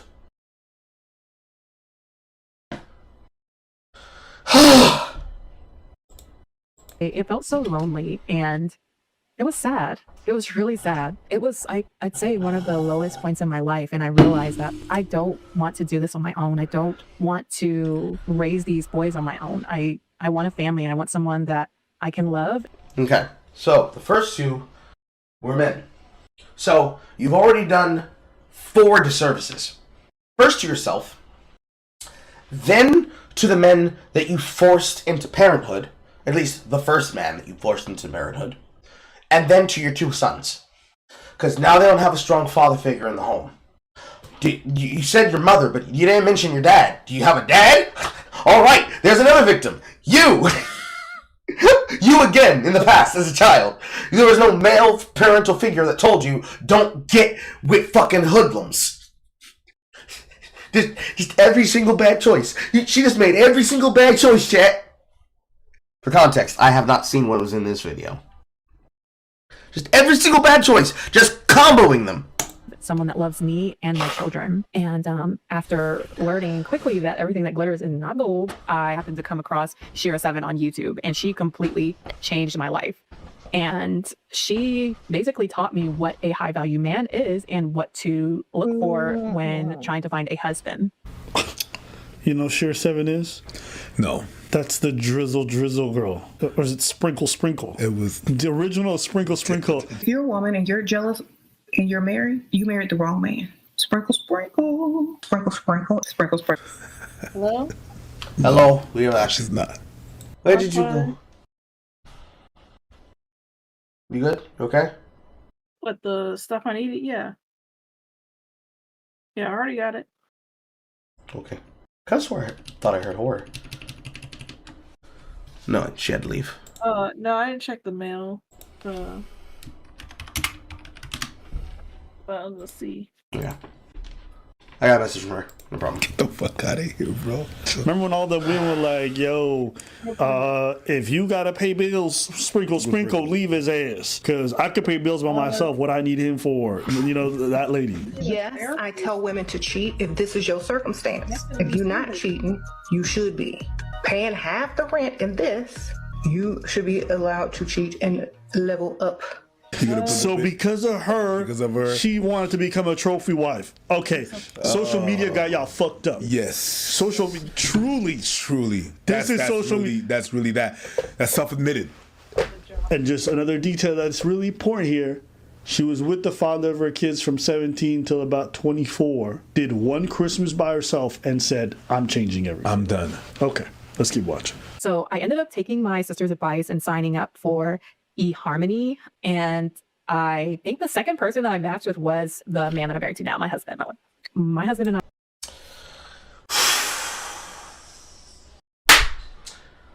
I. eHarmony. There are multiple dating services and matchmaker services that exist. Match.com, eHarmony, Plenty of Fish, Jewish Fish, the specific, like, almost damn near fetish dating sites. blackfartcrap.com. Meet frequent black men and women who are into coprophilia. This is not a real website, chat. I've never had to use one of those. The most I've ever gone to is maybe having Tinder Gold once for like a month. I cannot speak on the matchmaking and the satisfaction quality of partners met through eHarmony, because of course there's also a very big caveat of this, that for us, ours is Bumble,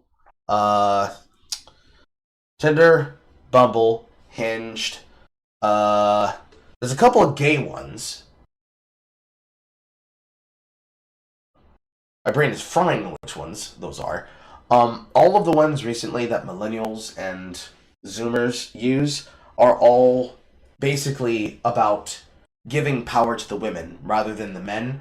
Because for something like eHarmony and Match, you're being given choices by the digital matchmaker, and the essence of the question is, how many times did you go through other choices in other places before you ended up discovering yourself where you were, because you specifically put a giant target on your head and said, I'm easy to take.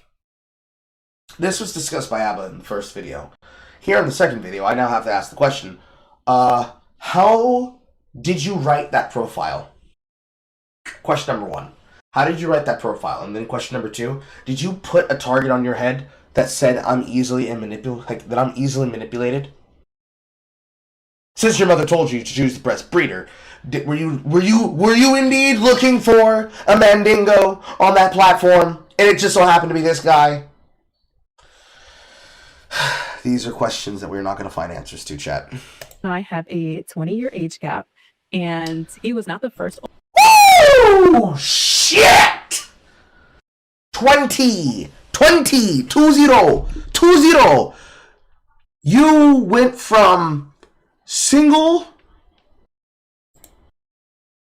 then pregnant, single mother at 17, had your second child, age unknown at the time. Then you got with another man, 20 years your senior, from 17 to 24. So he had to be a minimum of 45, 46 years old plus.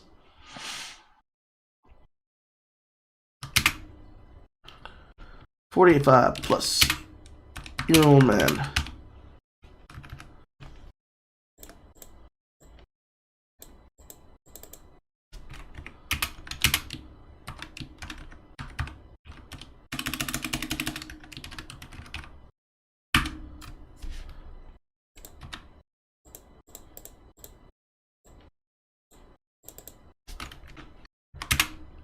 And you had no warning signs.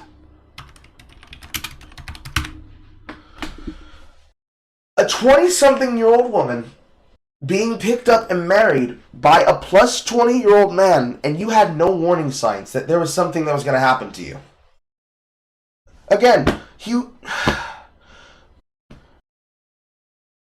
if he has all this money, and he's such a good catch, why hadn't he been caught by women his age? Am I unfair to say that a good way that you can tell that there's something wrong with somebody is that they can't find love, period? And I'm not even talking about inceldom. I'm not talking about chronically agoraphobic, doesn't go outside, antisocial people. I mean, they're low-key undateable. Do you know what I mean?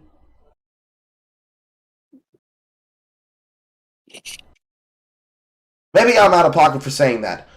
There is a barrier where in every age group, eventually it's expected that at some point you should have something.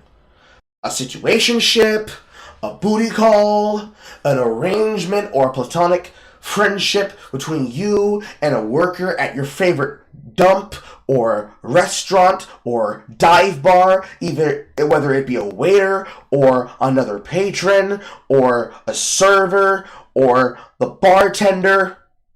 You'll have some kind of near codependent strategy that allows you to cope through things. But you'll also have had actual relationships in the past. For any amount of short of time that they lasted for, you'll have them, right? You will have had something. Maybe it wouldn't be your most serious relationship, but you had something.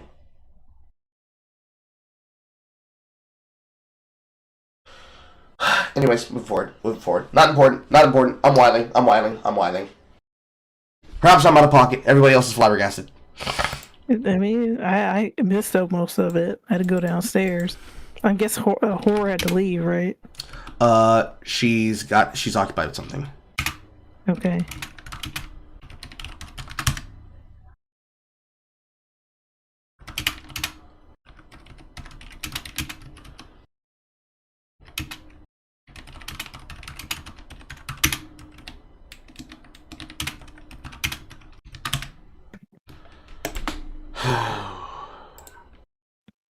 Older man that I dated, I actually dated someone 10 years older than me. A lot of people have told me not very mature for my age, so someone 10 years older than me just wasn't a big enough. Mature for your age.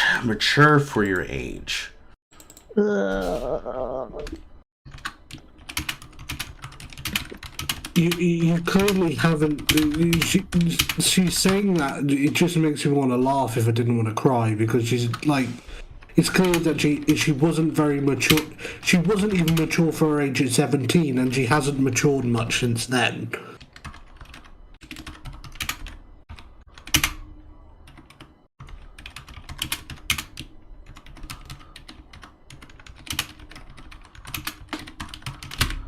She says, I was told that I was always mature for my age, and you're still making were still making horrible choices at the age that this was recorded at, that you only stopped doing because of the resoundingly horrible outcomes that they caused. How could you be mature for your age? Mature for your age wouldn't get you pregnant at 17 on purpose. Age gap for me to vibe with. Also, that's the sentence too. 30-year-old man, 10-plus-year-old age gap wasn't enough for me to vibe with.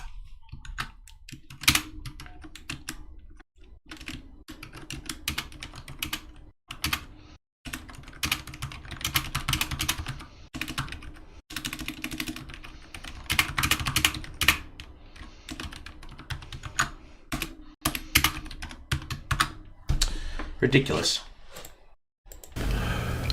Did she say someone 10 years my age wasn't enough of an age gap for me to vibe with? So she needed someone much older, according to herself. You needed that. And so when I met my husband, I knew right away almost, and people say that, but it was definitely true. I know it sounds cliche. Just from our first date, it just felt natural.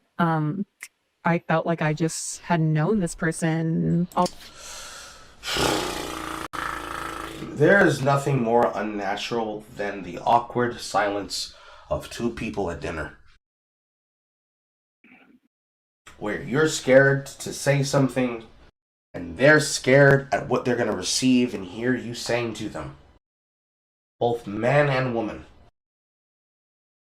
Remove the context and the fear of going viral. No, actually, no, viral. You go viral, and the shit that's said or happens there gets you fired in your job. Virable. We're inventing words now, chat. There is a palpable fear that even if you remove the threat of something you do online potentially ruining your personal life, there is nothing more awkward than two strangers, especially two perfect strangers if you do speed dating, potentially clumsily trying to stumble through the awkward meet-cute of relationships. It's not even boy meets girl anymore. It's girl socially stalks boy on the internet or in personal life. And, caveat, some of y'all women are fucking insane, by the way. Stop stalking people socially and go say hi to him. Yeah, just say hi or, wait till they, call you on chat. Or, you can do what, you can do what Sav does. What do you mean? What you mean what I mean? What do you mean do what I do? What do you mean? Anyways, it's not even boy meets girl. It's girl stalks boy socially. Or boy is one of many men in the friend zone that, because the guy she wanted to be with has rejected her, she now has decided to elect to give you the smallest of chances. And then all the shit that comes along with that. Plus or minus people potentially getting in the way of your relationships interpersonally in your families, family racism, holding back your decision if they happen to be of the wrong race, any of the problems that can happen with your social group, any of the problems that can happen with your family lives, any of the problems that can happen with your work-life balance because of new decisions, new choices. It is never as simple as boy meets girl. But I don't think I could ever say that when I got to know somebody on this level that it was anything close to, it's like I knew them the entirety of my life. Like, you can vibe with them.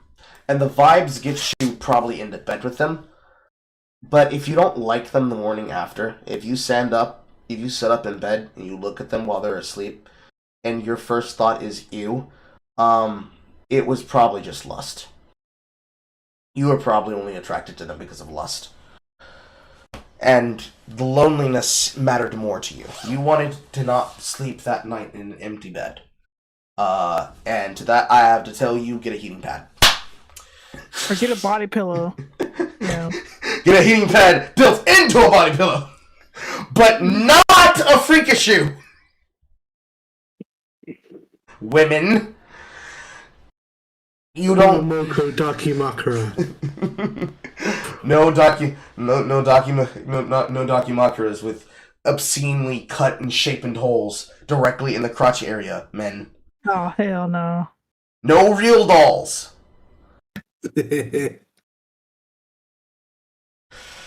Ugh.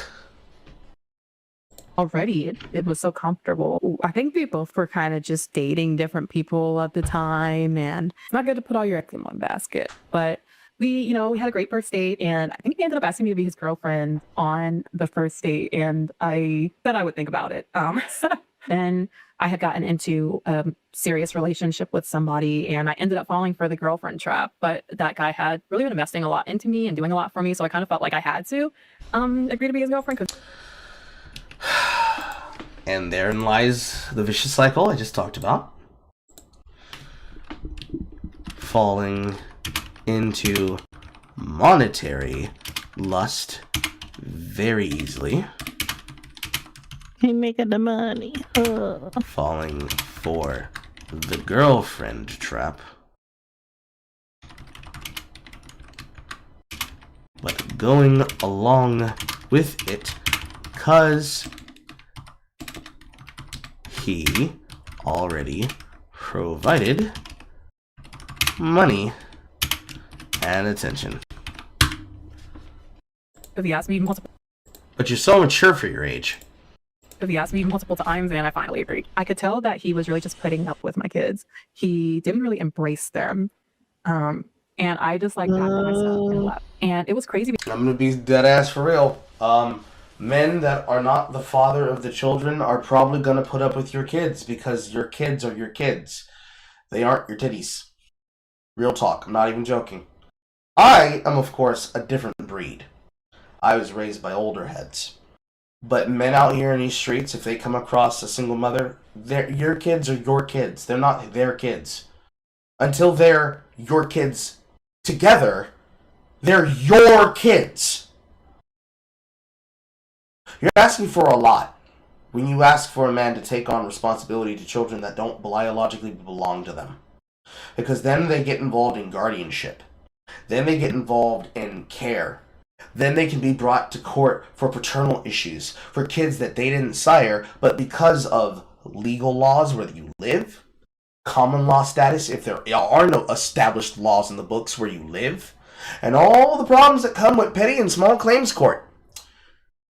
You are creating a havoc in your personal life that you don't need to have. All because you want to keep him around because you want to make use of his pockets. It should also be noted that, like, especially if the dad is still in the picture, though, even if he's not presently, there's always the possibility he could be in the future. It's very, and even if they're not in the picture, there's still this possibility that there's always going to be this level of, well, you're not my real dad. Like, you can't tell me what to do. Like, it's very much a lot of work for, like, yes, being a parent is a thankless job, but it's even more thankless when there's always that elephant in the room of, you're not actually my father. Yes. Your microphone's still muted, Horror. You drive me up the fucking wall, dude. What did I do? Twice. You paused in the middle of a sentence when what she's saying in entirety is important to hear first. You keep shooting your load too freaking quickly, Carl. Yeah, I'm Carl, don't do sorry. that. I'm sorry. Pause endings can happen. Which sentence did I do this for recently? You did it for when she was talking about her being 17 and wanting the kid. You also did it with her saying that the 10 years gap was not enough for her. She didn't vibe. You cut in the middle of the sentence. Okay. You gotta let her finish the stupidity before you talk because you don't get the gravity of it. While I understand what you're saying, I feel like even after hearing it like that, I would have still felt what I felt. But I wrote it down on the chart to begin with. I'm trying to save you from doing double work, dude. I understand. Anyway, go ahead. I forgot where we were with this one. We gotta go backwards. We gotta go back. Known this person already. It was so comfortable. I think we both were kind of just dating different people at the time, and it's not good to put all your eggs in one basket. But we had a great first date, and I think he ended up asking me to be his girlfriend on the first date, and I said I would think about it. Then I had gotten into a serious relationship with somebody, and I ended up falling for the girlfriend trap. But that guy had really been investing a lot into me and doing a lot for me, so I kind of felt like I had to agree to be his girlfriend because he asked me multiple times, and I finally agreed. I could tell that he was really just putting up with my kids. He didn't really embrace them. And I just like packed up my stuff and left. And it was crazy because the next day, my now husband, reached out to me and was like, "Hey, how are you doing?" And I told him, I just got out of a relationship, and I kind of told him a little bit about why. And he was telling me like, "Oh, those are my boys," and he had genuinely really connected with my kids, and he was not the kind of man that would just be nice to them to get to me. Like, it was very genuine. How do you know?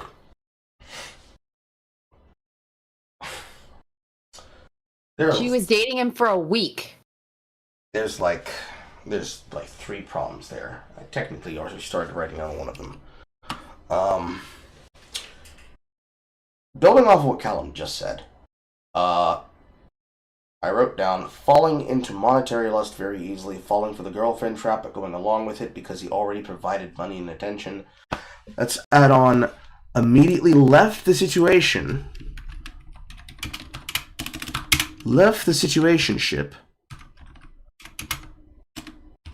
because of him putting up with your kids and jumping into a new relationship after 1 week of vetting because he acted like he wanted the kids and wasn't tolerating them. Well, we know why you wanted the kids now. Stop cackling, Carl. So, I just said that for most men, there's a reason why most men do not usually mess around with women with kids. And it's simply because they don't want to be in the situationship of "you're not my dad" whenever they have to actually step in and support the mother on a decision. And they also don't want to be in a situation where the mother has to choose between the boyfriend / potential fiance or husband with children that are not biologically his, and having to be a textbook situation of abusive man abusing the children and then using stigmatization to control the mother to get something over on the child and or children. I see a lot of it happen here in the South concerning men trying to use the mother to then even pull at the younger daughter. It happens a lot in the projects. 'Cause men be gross. I'm sorry, boys be gross. Yes. There is always going to be a problem with young boys going after women who are basically traps of convenience. They get into situations with them because they have something that they want. Sometimes just sex, sometimes monetary value and sex, sometimes business connections. Whatever they value out of the relationship other than the heart, mind, and the soul of the living relationship that they have to foster with them, as well as the woman, or even homosexual relationships have a lot of this. Down low relationships have a lot of this. Other person that they're with.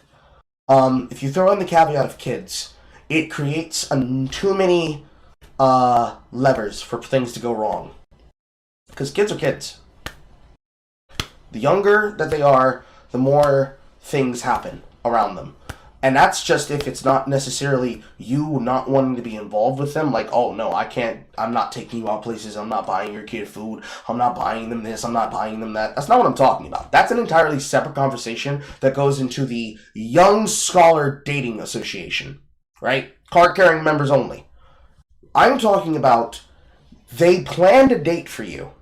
Oh no, I have no idea how I'm going to be able to pay for the babysitter. Oh, I'm going to go plan for a picnic for us. Oh, but I can't be able to take them this day because I can't get the grandmother to look after them this day. Is it okay that I can bring them along? One side caveat of that is that requires them to be willing to deal with all the problems that come with planning shit on the fly. Like, it's not going to be perfect. If they can't handle something going awry, then you should probably not be in a relationship with them. Unfortunately. Like, I'm not one to say that you have to be single forever. But you kind of just, you have to find one that's capable and willing to be flexible. Flexibility is the minimum. If he does everything possible to bend over backwards, you should have danger signs, because nobody, and I mean nobody, is not gonna not have some small level of resentment about it. I don't mean they're going to be frothing, seething, breakingly mad. God damn it, this little young, he getting between me and a coochie. That's not what I mean. I mean, if he has no problems, he has no complaints, he's never once brought up to you saying, hey, look, I understand that something happened, but I planned this for me and you. They never have a serious conversation with you, especially doing so away from the child, so this child's not traumatized with, oh, the only reason why he brings me along is because you make him. Because now you're already fucking the kid up too. And now you're going to end up, if it's a young boy, you're going to make them grow up thinking like, no, you can't have my mama. I am a guard for her coochie. No men in. No men in. No men in. Because that's going to be developmental problems to begin with anyways. If it's a young girl, you're going to make them think that the only way that they're ever going to be allowed in a social circumstance is that they have to be silent and shadowing. And that's how you make a shrinking violet. I'm talking about, and this is the guy that she ended up pulling, or being pulled by. If he is just more than happy to bend over backwards, and you never, ever see him bend or break on this, he probably wants your kids. He either has some kind of fucking mid-90s adventure comedy scheme made up for you, or he wants your kids. You're missing an important part of that, Carl. Which is why are you introducing your kids to somebody you've only known for maybe a week? She said that she had them young. She went from 17 to 24. That would mean that the youngest that boy could be, because she went through a Christmas by herself, one has to be 2, the other one has to be 4. They can't even have a conversation with that adult. Because I didn't even necessarily even factor that in yet. Because it's like, when you say you met them with the boys, it's like, oh, you didn't, like, hide them away. Climbing on them and shit? Now you just make my skin crawl. You made my skin crawl, whore. Would you, if you were a father, and you were a single father, let's say that something were to happen to Star, and you were a single father, would you be introducing your kids to any woman or man any sooner than you've been seeing them at least a few months? There's a caveat there, and the caveat is that they didn't have a meet cute with me out in public because they saw me being a single father. Because now we're adding on an extra layer of that, and that's the fact that Zulian's skin tone is drastically whiter than mine. Like, I can already see 5 different ways that goes, but I understand what you're asking me. No, I wouldn't. Exactly. And also think about it this way. She dragged her kids through 2 men within a short time span. That's traumatic as fuck. Yeah, exactly. That's what makes those boys grow up thinking they have to defend their mother's fucking honor, despite the fact that she's a grown adult that can make her own decisions. It has them grow up without understanding what an actual father figure is. Yeah, and then also destroys their boundary, because my mother did that to me, where not only is she bringing me along because she couldn't find anyone to babysit me, and she wanted to present it like, we're going on a temporary vacation, son, only for me to hear sounds that should never be heard by a child across the room in his own hotel suite. I had to help her with taking the pictures for her dating profile before she eventually just chose to give up. And that's a bit of trauma, that to speak on what I felt in that scenario, being responsible for how I would end up presenting my mother as a sexual creature to the outside world is something you should never do to your kids, guys. Like, let alone involving a person in their lives that they just see. They come and they go and they leave and they come and they go and they leave, which is already going to cause a lot of trauma. But then you make them responsible for how attractive the men you pull are. Being told, no, take the picture again. There's not enough cleavage. Ah! Ugh. Ugh. Why do that to any child? And this goes doubly for the girls, because then what you tell the girls that you should be looking for is what they become believing is acceptable for them. And then you lower their boundaries and you make them pray for guys like that. Mm. I don't even... It's all around, she's a selfish fuck. Yes. I would even go so far, especially nowadays, with the step on me goth girl mommies. You actually have a designated right to teach these men what proper boundaries are. Simply because if you don't teach them proper boundaries, they can be shamed into becoming a pay pig. Just because you told them, listen, if she's not reciprocating, you don't open your wallet. Just horrible, just great, horrible decisions. Every time, horrible decisions, but you're so mature for your age. Day after. That isn't even the most shocking part. She went on a couple of dates with him. And they already met the kids. They already vibe. They already vibe with the kids. Okay. Yo. Sorry, no. I don't care. Victim blame, whatever. Okay, let me say this real fast. All right? You're a parent, you're dating strangers, that's cool. You're not supposed to invite them to meet your kids in a few. They're not even your partner. After a couple of dates. Oh my days. I'm sorry, but no. Okay? See, this is the thing. Everybody, remember last video what you said to me? That kind of person did what they did and was trying to hide it from you. It's not because you didn't do your job. She didn't do nothing. And remember what you said? How do you know, though? She just neglectfully I like to believe that it's not her. The truth is we don't know. We don't know. And we don't. The thing. We see somebody who's a I victim. told you to hold that in the back of your mind. Okay? Yeah. There is no perfect victim, to be fair. She invited anybody into her life. You have young, very young children, and random men are meeting them within a year of leaving their father. You're already living with somebody else. Sorry, no. Sorry, absolutely not. And I don't care. Oftentimes when you do stuff like that and you criticize people with kids, they're often going to tell you, well, you don't know, you ain't got no kids. See, you might yell at me because I'm stopping in mid-sentence. See, you don't have to have kids to be told, hey, maybe don't move in with this guy that you did ketamine and drugs over with because he's got a couch he can offer you. He might do things to you while you're inebriated. Simple. I did drugs with this guy. I can trust him. Oh, you did drugs with this guy. That's how you know you can trust him. What truly bonds people together than track veins running down your left and right arms? Mate, here's another one. I can trust them. I played a game of League of Legends with them.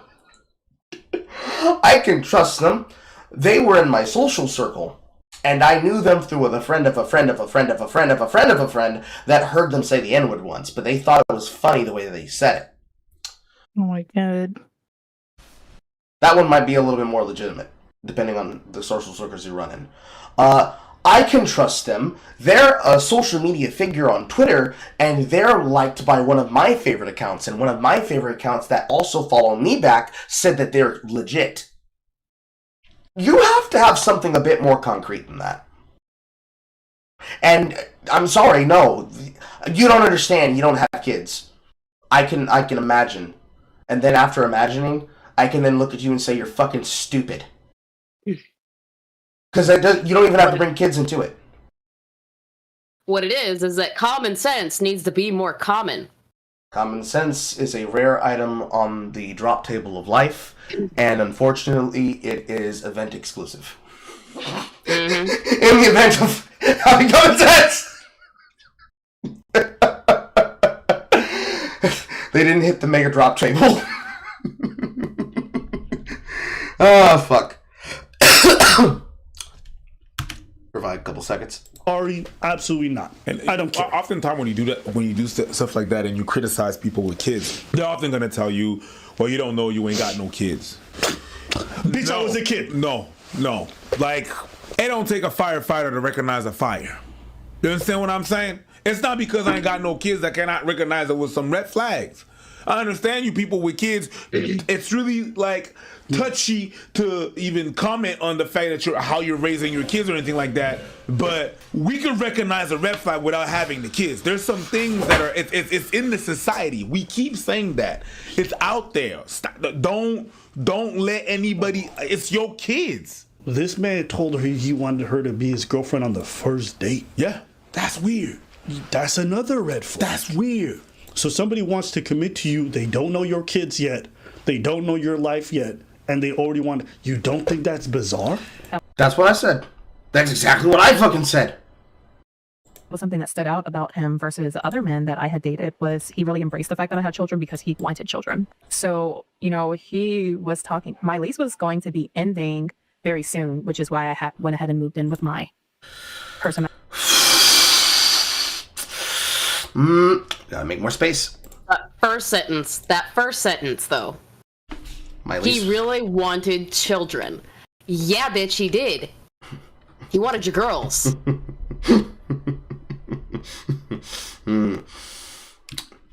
My lease was ending, so I chose to commit to a random stranger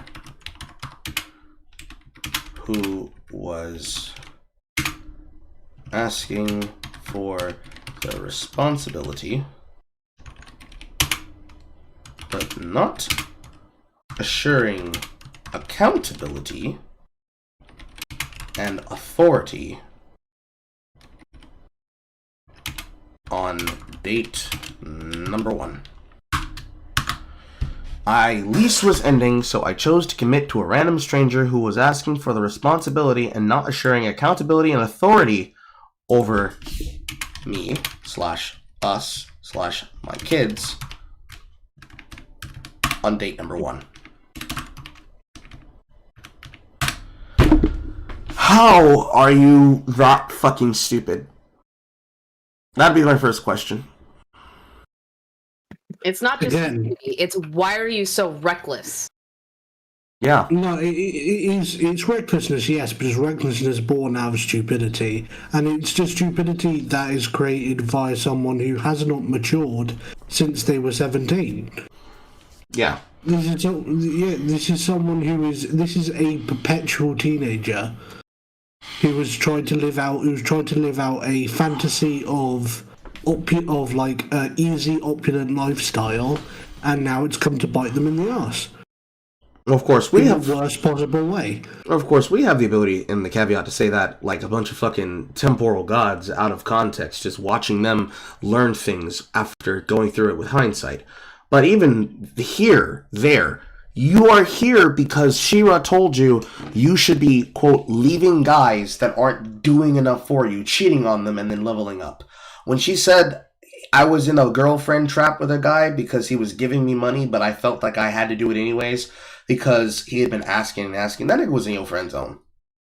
Like, I don't know how a man who already has a woman has another woman in the friend zone, since most of the social power in the relationship is with the woman and her ability to just not go along with it.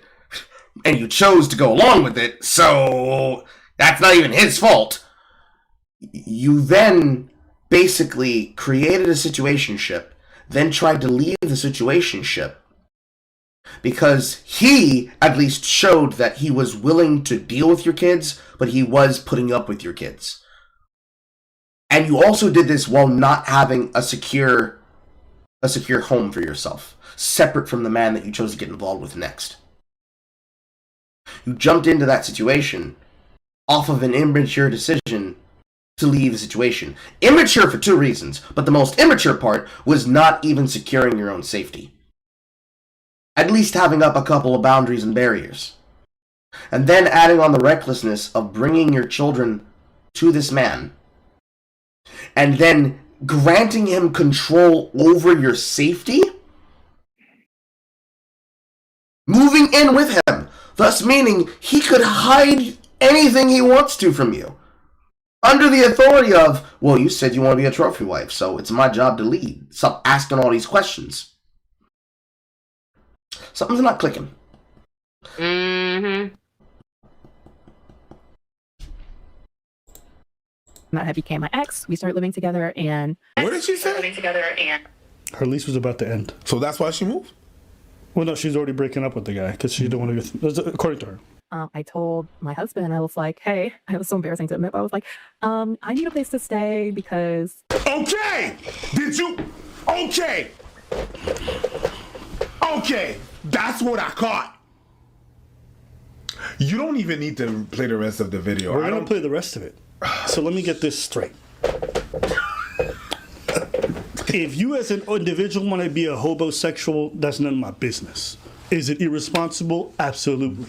Dragging your 2 and your 4-year-old along with you, thinking that shit's sweet, and the man want to take care of you so it's cute?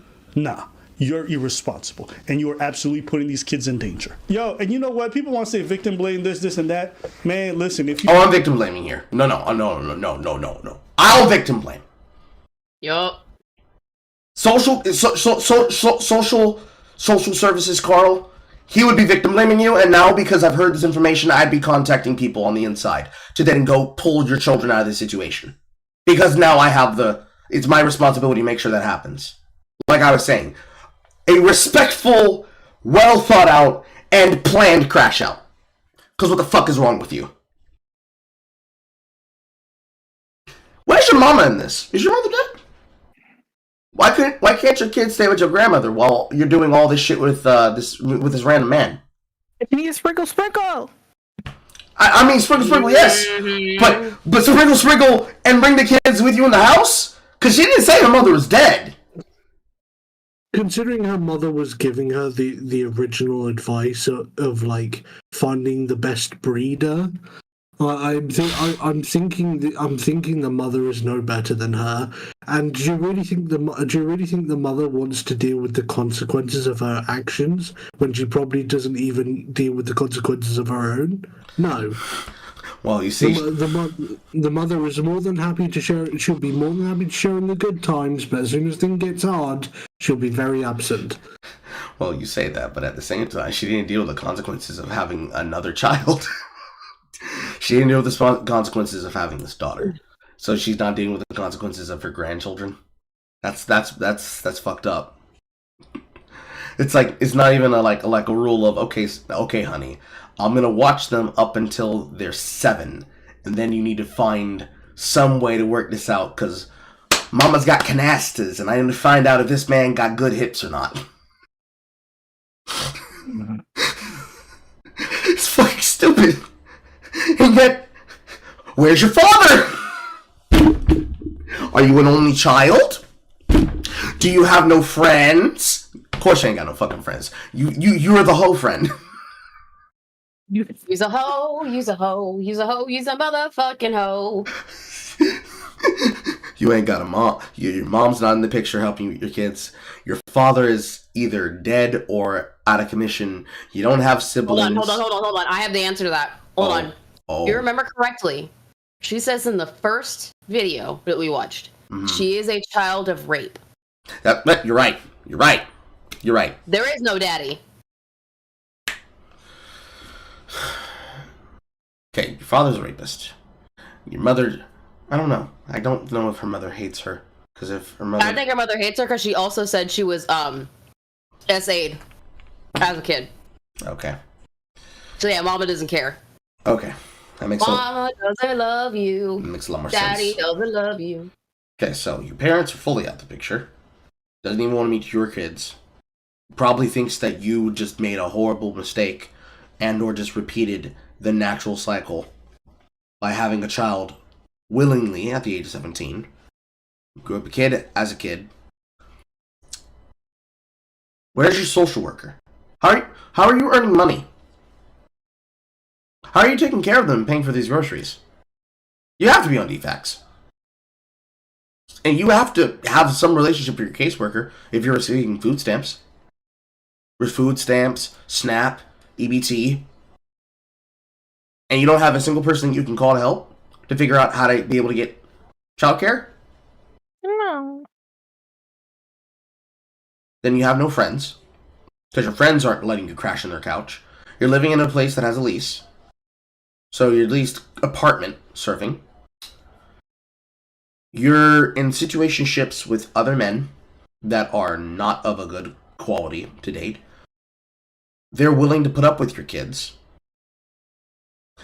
But that's not good enough, because they're not giving you their undivided attention and wallet. You go to this man. Even if you sent them to the Children's Network, even if you sent them to Sylvan or Kaplan, some kind of after-school educational program, a 6 to 6 program, after-school curriculars, something, rather than bringing them into your love nest. Okay, alright. I'm over it, I'm over it, and I'm over it, I'm over it. You knew some guy ran a daycare and was letting strangers come by anytime they wanted to come take care of these kids, and those kids got diddled, you would hold that person running the daycare account. 100%. This is the goddamn parents, the ones who are supposed to care for these kids the most, and they letting anybody in their life. They moving up with anybody. No. And she had a YouTube channel promoting this shit. She's saying this shit with a goofy fucking smile, telling other women how great it is and giving them tips on how to do this shit. Yep. Like she said it out loud. No. And didn't hear herself. No. And he was saying, well, if you're going to live with me, it's going to be as my wife, not as my girlfriend. Tout de suite? Tout de suite? Only one of us. Only one of us can be the French guy that's saying the fucking slurs here and the fucking exclamations. You immediately want to marry her. If you come into my home, you're gonna be living with me as my wife, not as my girlfriend. That's a red flag. With 15 different little frilly bits that hang off the end. Like, you can. Unless there's like some kind of thing that has to do with like the rules on marriage in your state or county. And even then, why would you need to know those things? It's like a person who knows about Juliet laws. Why do you know so much about Romeo and Juliet laws, bro? Did you watch too much Age of Extinction? Red flag. Red flag. Red flag. Red flag. Ah, l'Éternel est mon berger. In 1 week? Ta houlette et ton bâton me rassurent. Tu dresses devant moi une table devant mes adversaires. Hold up. Oh, mal. In 1 week? 1 fucking week, my guy. Not even a week. She was talking to this guy the moment she broke up with the other dude. She didn't even move out. The day after. Est-ce que vous comprenez? She said, I'm about to be homeless. He said, you better be my wife. This is crazy. So you didn't accept being his girlfriend on the first date, but you just gonna be... Hey, yo, you know what? And I was like, well, how spontaneous are you? And he laughed and he said, very spontaneous. I was like, right. So we started entertaining the idea of getting married immediately. So Why? Why did you start entertaining the idea of getting married immediately? Hey, this man, boys, that I just met last week after that last man, yeah, he's my husband now. He's your daddy.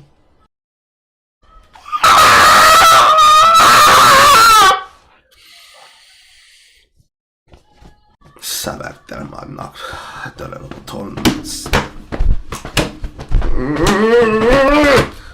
want to yell Cajun slurs, but I get banned on Twitch for doing it. I'm going to go and get the wedding ring. We were talking about getting married like the next week. Yo, she about to be homeless with 2 kids, and she talking about, I'm gonna go get a wedding ring. This crazy. Hey, I don't know what it is. Disney, I don't know if it's Disney that got you fucked up like that. I'm gonna find my Prince Charming in a day. But this is crazy. Like nobody. What single mom did you see on Disney? Nobody. What Rapunzel did you see? It's not even the single kid. It's finding the Prince Charming that's gonna save me out of my situation. It ain't really got to do with the single kids. It's always like it's more like the knight in a white armor that's gonna come up and swoop me up. I don't even know. Like, Actually, I don't mind that. You know what? If you got no kids and you want to be this fucking stupid, that's your business. And I'm not. Look, you want to go. I think it's still fucking stupid, but that's your business. That's crazy. You got kids. None of this shit ever be acceptable. Sorry. No. I don't care what you say. They didn't ask to come into this world. You brought them. You decided to do this. Consciously, you made that decision with somebody. So you know what? A lot of shit that you may want to do because you like it, you need to start thinking 3, 4, 5 times about it because they around. My girl, you don't have any friends that told you that was a bad idea? Her sister's the one who put her on that Share 7 garbage. Oh, actually, that's right. I almost forgot. You do have a sister. Why ain't your sister helping you watch your kids? Your sister got you on Sprinkle Sprinkle? But she couldn't help you with, testing the breeder? Hey, old girl, I need you to watch him for 5 hours. I'm about to drain this man dry. Tee. Hey, sis, you know that man that you were watching the kids for last week? He just proposed. Where was your sister to say you were fucking batshit?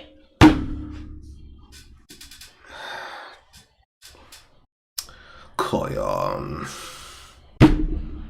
You don't have any people around you that told you like, hey, shit, sis, you're moving too fast. Pump your brakes, slow. No, nobody around you. No. You have to surround yourself with people that are gonna smack you upside the head. You might not like what the fuck they say, but at least they're gonna hold you accountable. Yo, right there, you messed the fuck up. Her sister's the one who put her on this path. I went and got his ring, and the next time we talked on FaceTime, I was like, I did something. He was like, what did you do? I was like, I got your wedding ring. I had really bad habit of like spending money. And I was like, if I don't get the ring now, then I'm not going to get it. So I went ahead and got it. Well, let me rewind. So then after that, I think it was like the next day, something told me to go online and check my eHarmony profile. So I went on there and I saw that he had updated his picture. And I was like, oh no, this dude is playing around. Like, I'm glad I didn't spend a whole bunch of money on this ring. Like, he was just playing. And I screenshotted it and sent him a picture. And I said, it doesn't seem like we're on the same page. So let me get this straight. Dude said he wanted you to be his wife. It was still on eHarmony. And you found out that he was updating the shit like he's still talking to other people, and you still married the man. Okay. And he texted me and he was like, no, I'm serious. I am going to marry you in caps. And I think that evening he like ended up going and buying my ring. And the ring that he got me is not the ring I have now. It was a nice ring, but it wasn't nearly as big as a rock that I'm currently sporting. But when he showed it to me. So you went through with it because he got you a bigger ring? Rewind. Say that dumb shit again. Buying my ring. And the ring that he got me is not the ring I have now.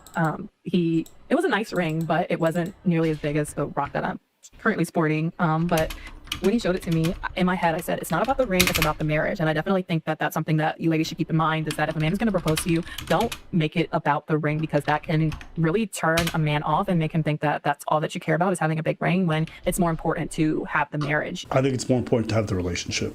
I think it's more important to have a relationship too, because the ring ain't shit. And marriage is a securement of the intimacy that you've already built through a relationship symbolized by a physical object. And, depending on how religious you are, unified in a sacred bond between you two and God.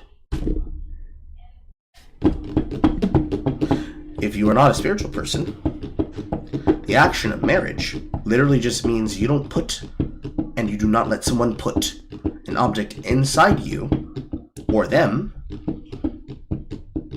and you stay committed to that one person.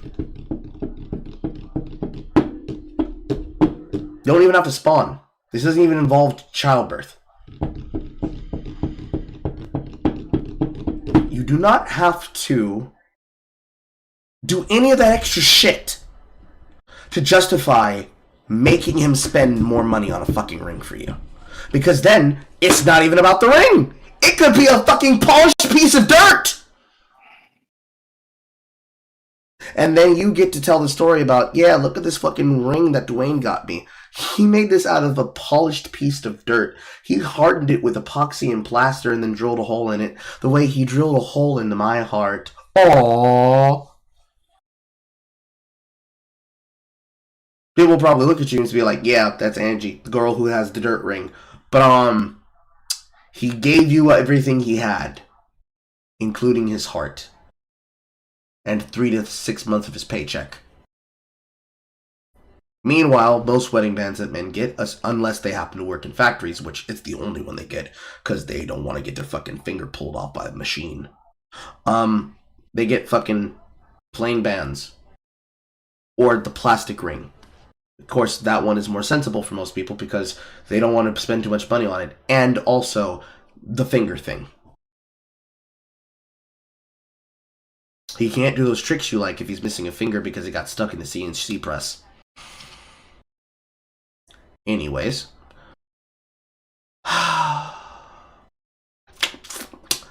Okay, let's write that down. Your sister didn't chime in to save you, put you onto the lifestyle and ignored and didn't help her at all. You jumped into a 1-week marriage. He was updating his profile.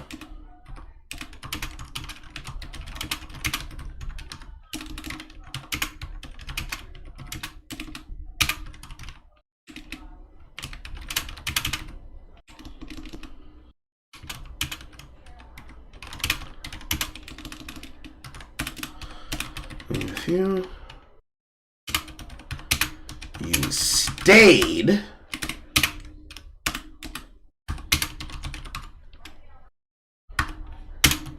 then Carl, please spell. Stop being dyslexic. And then excused it away by saying it's about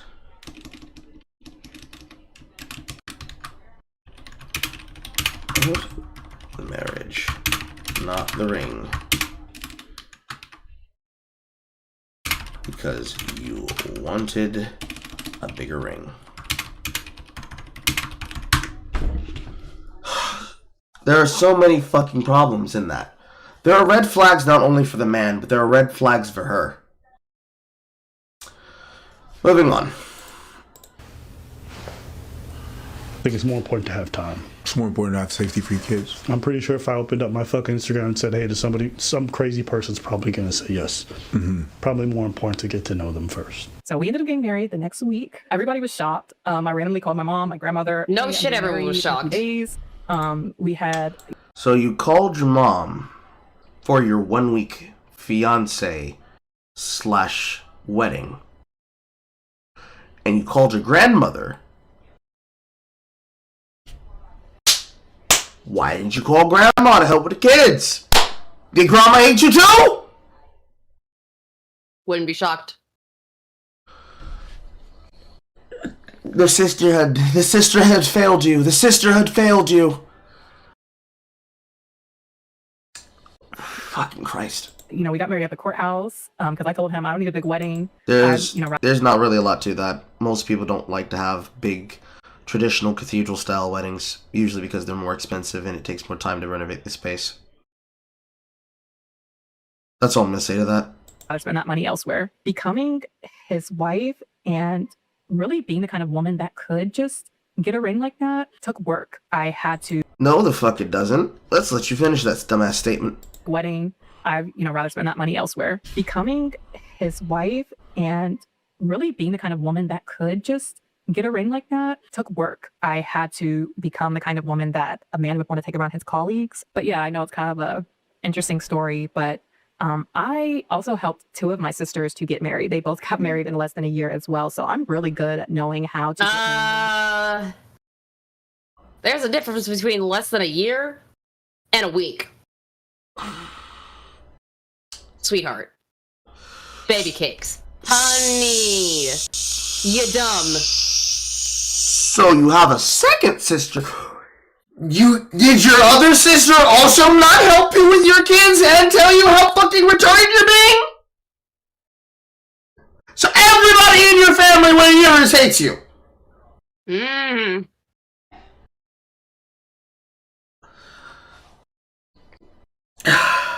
More importantly, we're going to address that first thing she said before that.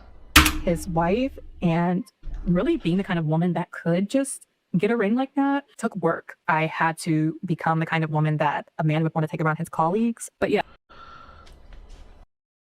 Do I want to take a low inebriations, low survival instinct woman around other men who potentially have similar or larger wealth than I, when she is on the sprinkle mindset?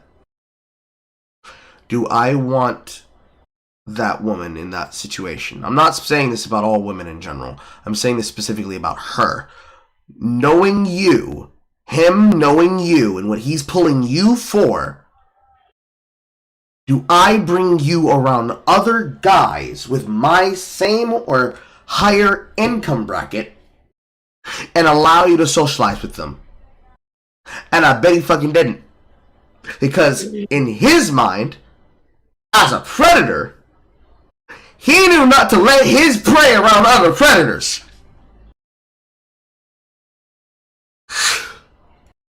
The fucking predator knew better than to bring other predators around his prey.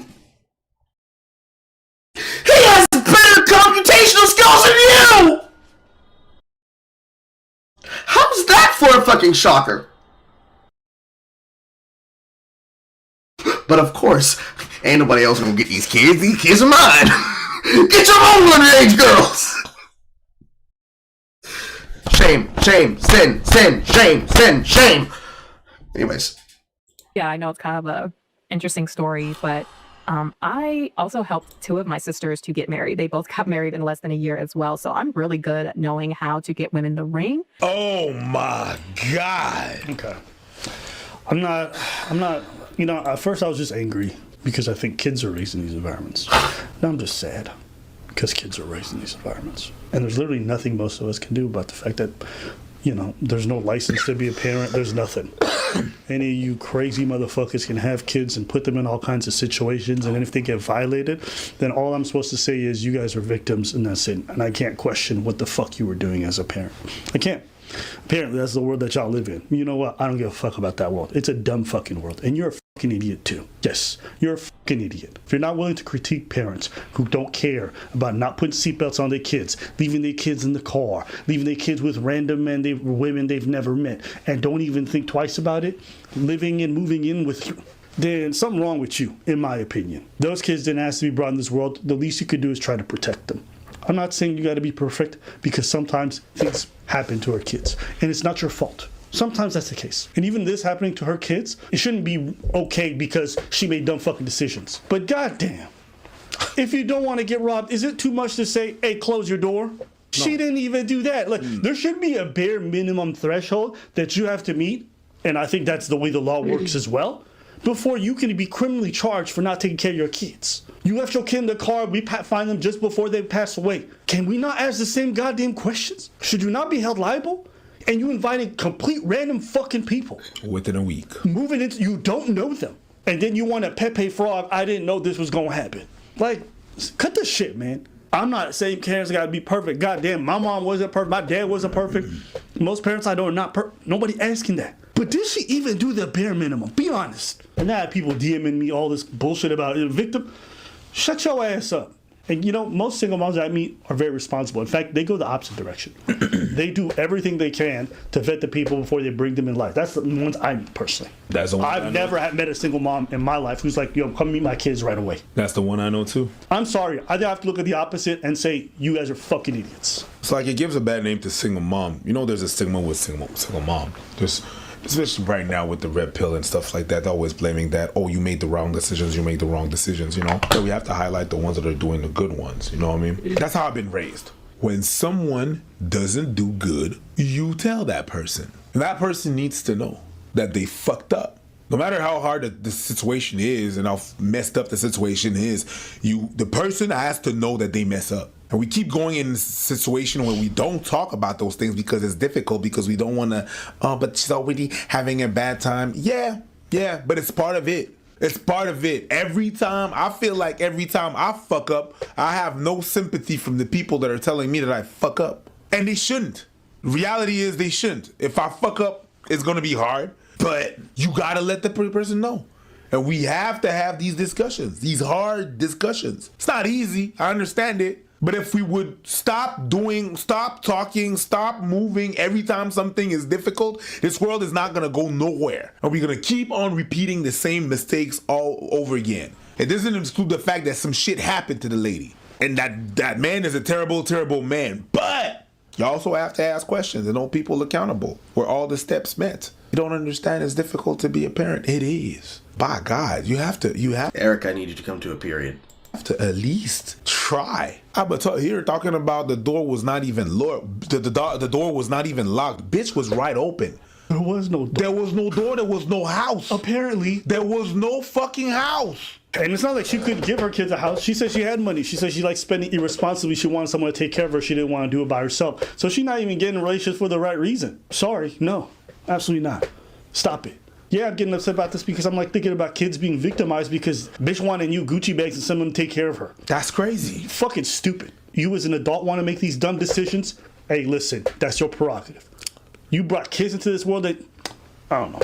And people said something else too that I thought was stupid. Oh, well, what does this trophy wife stuff have to do with it? Just take 2 seconds to think. When all you do is overvalue a man's ability to provide and take care of you financially and overcommit to you quickly without you really knowing them, then how do you expect to vet men? How do you expect to be treated like respect when you've come up and said, I'm a trophy wife? Sorry.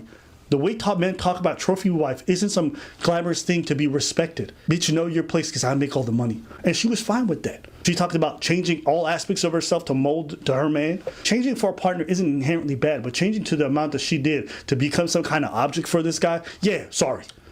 Is it any surprise that a man that would grape you would grape your kids? Not to me. Multiple times. Why is that shocking to you guys? He's already Damn it, Adler, you need to come to a period now. Violated the sanctity and the boundaries of his wife and done it multiple times without caring for her well-being. He kisses her on the cheek right afterwards, moves on with his day, and does it again. He did it to her 4 times early in their marriage. So the moment the papers were signed, the moment they were behind closed doors, he started graping her. Why would I think a man like that wouldn't violate other women in his life? If he violated his wife. This is why I felt comfortable just pausing whenever, because the way he edits, he doesn't even let the period of the end saying. Okay, couple things there. Back.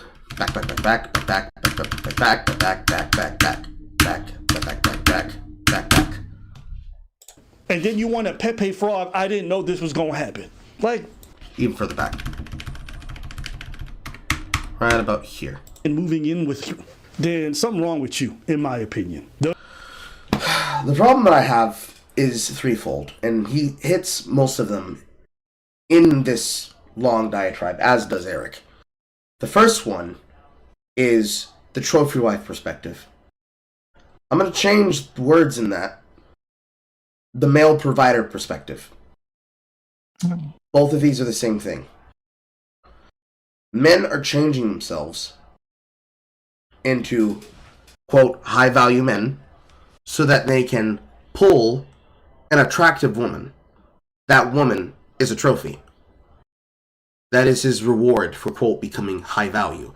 He gets to have what society, ergo women, dictate is what he deserves. He makes over $100,000 a year. Therefore, he deserves to have a woman who is stick thin, Princess Coochie, weighs 90 pounds wet. That's backwards. You don't deserve a person because you make enough in a tax bracket. This is not a young adult novel. Don't forget, he thinks that he's good because he's also 6'4". That's who. That's who. Because the first problem is obviously the trophy wives, women who aspire to become trophy wives, debase themselves to the point that that man can then further debase you. You've already destroyed your self-confidence, value, and worth. So you are valueless to general society unless you are valued by other people. Because now your social interest is actually accrued off of the future value worth, literal futures, and your relationship status with this man. Caveat, sidebar. The reason why black communities have such a giant problem with dating and these perspectives, as we frequently talk about on my channel, especially during VSChats, is because the black community loves to believe that it's acceptable to always have a side bitch. If he is a high value man and he is providing all these things and he has enough money to take care of your child as well as another woman's child, either from a prior marriage or from impregnating a woman that he has as a side chick, who are you to step between him and that relationship to that side chick, especially if you are the bottom bitch or you are the main squeeze? You don't have to worry about where he's getting sugar next door when he literally comes back home to your food. But you then don't get to complain about what he's doing, because if you were willing to look the other way with the first mistress, why would you stop at mistress 14? This is future. That's literally one of his pickup lines. I see myself in your future. Well, who are you to say that you won't be with me? All these other women got with me because I know what they want from me. Stay toxic. It is the mindset that creates that culture. Because now the people who are coming up and are listening to and consuming the things produced by that culture now have that mindset rooted in not only what they see and what they hear, but the material reality of the world that they move in. Because this is, of course, a second world luxury. First class problem, second world luxury. Because the classes are casted along poverty lines. Snap, snap. I didn't even plan out that rhyme. They live in parallel cultures where they look at the white kids and they think that it's normal that a guy's got two girls fighting over him because he's a high value man. He's going places in life. He's going to be a rapper. He's going to be a basketball player with a full ride scholarship. He's going to be a football player with a full ride scholarship. He's getting a job at a Fortune 500 company that works in the mechanical or in the crafting industries. He's a part of a crafting guild. He's already dual enrolled to a particular state college so he can immediately get in at his local tech university, get his certifications and degrees, and immediately begin work after 2 years of schooling, where everybody else around him still has to go through a 4-year with no guarantee of a job afterwards, let alone not accounting for networking. And that's where most of these high value men come from. You know, the ones that aren't scammers like the Saint and the Sinner. Shit, that's Darthan Sharp! Technically, you could have said that was Kevin Samuels. Well, certainly that's Fresh and Fit, especially Myron. More importantly, Fresh. Because Fresh admitted that when he got his relationship and he was married to the girl, he at least had the respect to say, no, I can't have kids with her. I'm going to divorce her because I can't see myself in this because I got to go places. I got money to make. How the fuck do you break the cycle if the men and the women can't even see the strings that opulate their lives? Then, excuse me, then he goes on to say the next thing. Within a week. Moving into, you don't know them. And then you want a Pepe Frog, I didn't know this was going to happen. Like, you go hindsighted with all this content that you had.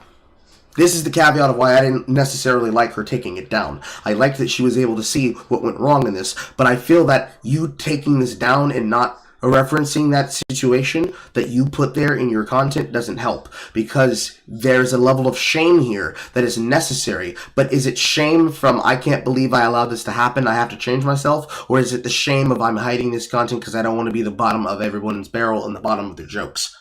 You got yourself into a situation that only happens because you devalued yourself. So you devalued your own self to then not realize how much power you were giving away because you cared more about the Louis Vuitton bag and your ring and the size of the rock on it than what he was doing to you behind closed doors, especially when the papers were already fair and signed. Then you stayed in that situation and you only left once the children had physical signs of harm.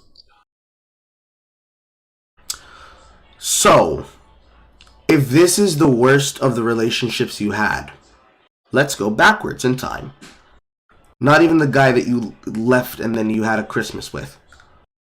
The side nigga in your relationship. How was that side nigga treating you? Was he hitting you? Was he harming you? Was he holding monetary wealth over your head? Clearly not. He was giving away freely, even if he was tolerating your kid. What's worse? A young scholar who tolerates your company with your children for the sake of your relationship with him, even if he does also have a side piece of his own, because you clearly don't care about him, the way that you claim he doesn't really care about you, but you care about his money. Or your 1 week husband, who you then choose to have a child with, beating you, assaulting you, and your children. I don't know. If I'm little Malik, I'd rather have a man that gives me Baiten Kaitos 2 as a Christmas gift so that he can go smash the doonies out of my mom upstairs, rather than hear the sounds of a man trying to force himself into an environment and situation that he doesn't belong in and shouldn't be in, but he's only allowed to get into because you didn't play goalie correctly. Maybe I'm wrong in that, but I would rather that. No, you're not wrong in that. Because at the very least, if he's just tolerating your child, it means that he understands the responsibility that he has with the involvement with them. How long did it take you to be involved with him? When did you first introduce him around your kids? Because clearly they had to have been young, because you got out of that relationship near 24. If your child was 2 and 4, with your child coming from that prior relationship with the man that you chose to just get knocked up with, assuming you did so in high school, because she never talked about whether or not she was college educated. I have to assume that she's not, unless it's some type of half and half, and then she was able to pursue it on the side, which just makes everything even harder for your social situations, which also just makes me think, what the fuck were you doing for babysitting? What were you doing for money, too?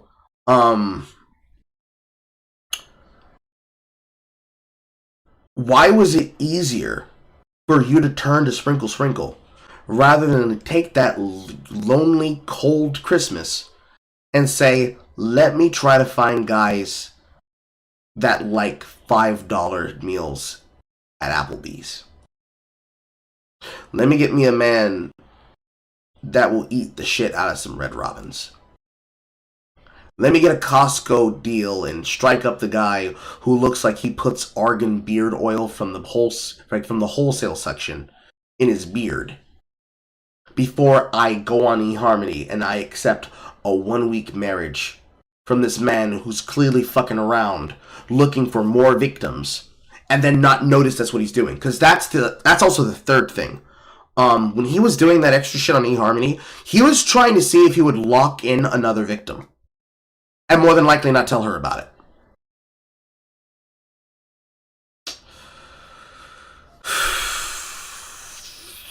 It's really hard. It's really hard to care. Like, on the spiritual argument of caring, I understand it. Personally, for this woman, I'm sorry, you deserve what happened to you. These kids don't deserve what happened to them because of your fault. But what happened to you, all the shit, your life story, you deserve this movie. You are a Tyler Perry character in a movie. Why would you say no? Is he wrong, though? More ideas. Stop it. Is he wrong, though? He's not wrong, but don't give Tyler Perry ideas. He probably already did it. He's probably already done it. I'm pretty sure I'm describing Daddy to the girls. No, I am describing Daddy to the girls. Remember the scene? It's the Mexican. It's the Mexican, and she accuses him of being a rapist. Yeah, I think that's what it is. But it wasn't Daddy's Little Girls. It was like, I can do battle by myself. You're right. I can do battle. The other Taraji P. Henson film. Yeah, like where he's trying to protect the kids from the guy that she was like letting in the house. Yes. And he was trying to like be nice to them and provide for them. And she's like, "Are you a child molester?" He's like, "What are you talking about?" I'm saying Daddy Little Girls because that's the one with Idris Elba, where Idris Elba has to be the responsible single father, who the mother is shacked up with the drug dealer that looks over the fucking hood neighborhood like God, and then gets the hands given to him at the end of the film. Yeah, I remember that. I remember like there was a scene where there was like bruises on the youngest daughter, and he notices it. Yes.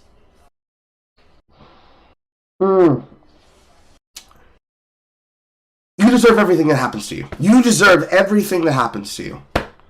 The kids don't. The kids don't. Kids obviously don't deserve it, but it's like, come on, how'd you get to that? How could you be so stupid? Okay. A man who beats random strangers on I gotta get back to where it was. We were closer to the end. and this person, she's a fucking idiot. She's a victim, yeah, but she's also a fucking idiot, and it should be okay to say that. Oh, but I don't want to hurt because she's in a tender place. You know what?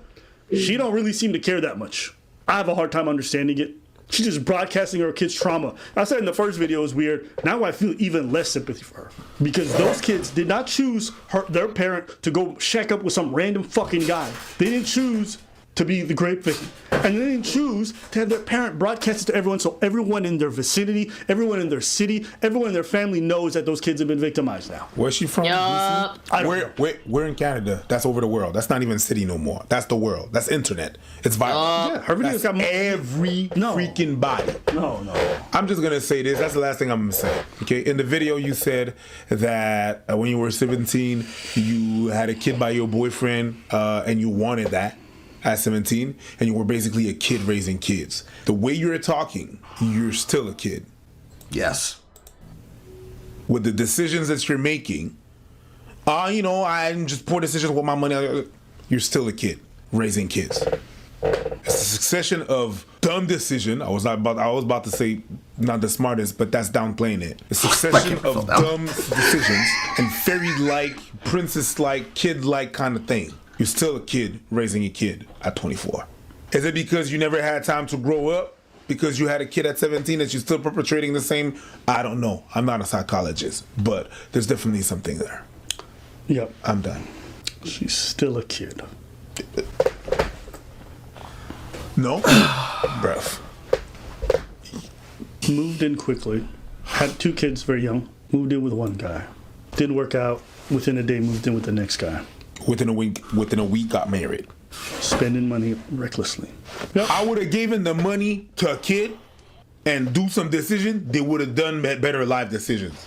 I feel like, at least the kids I know. Yeah. That's crazy. And I'll say this too, because you were victimized, there's people who are going to look for you because of that reason, and there's people going to look for your kids for that reason as well. Because people who are victimized are very likely to get re-victimized. Mm-hmm. It's a cycle.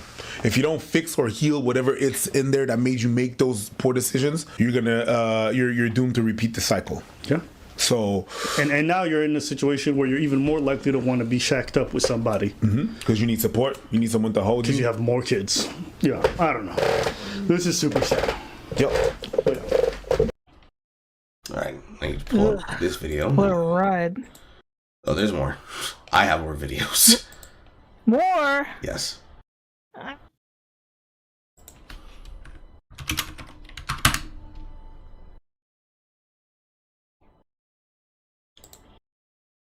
So we have... Okay, this one is from Pea's World. She followed from Sprinkle and it ended in tragedy.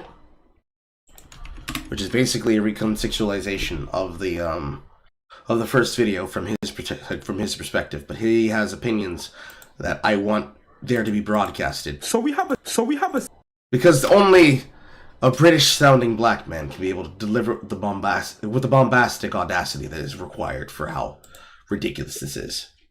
Because it's ridiculous.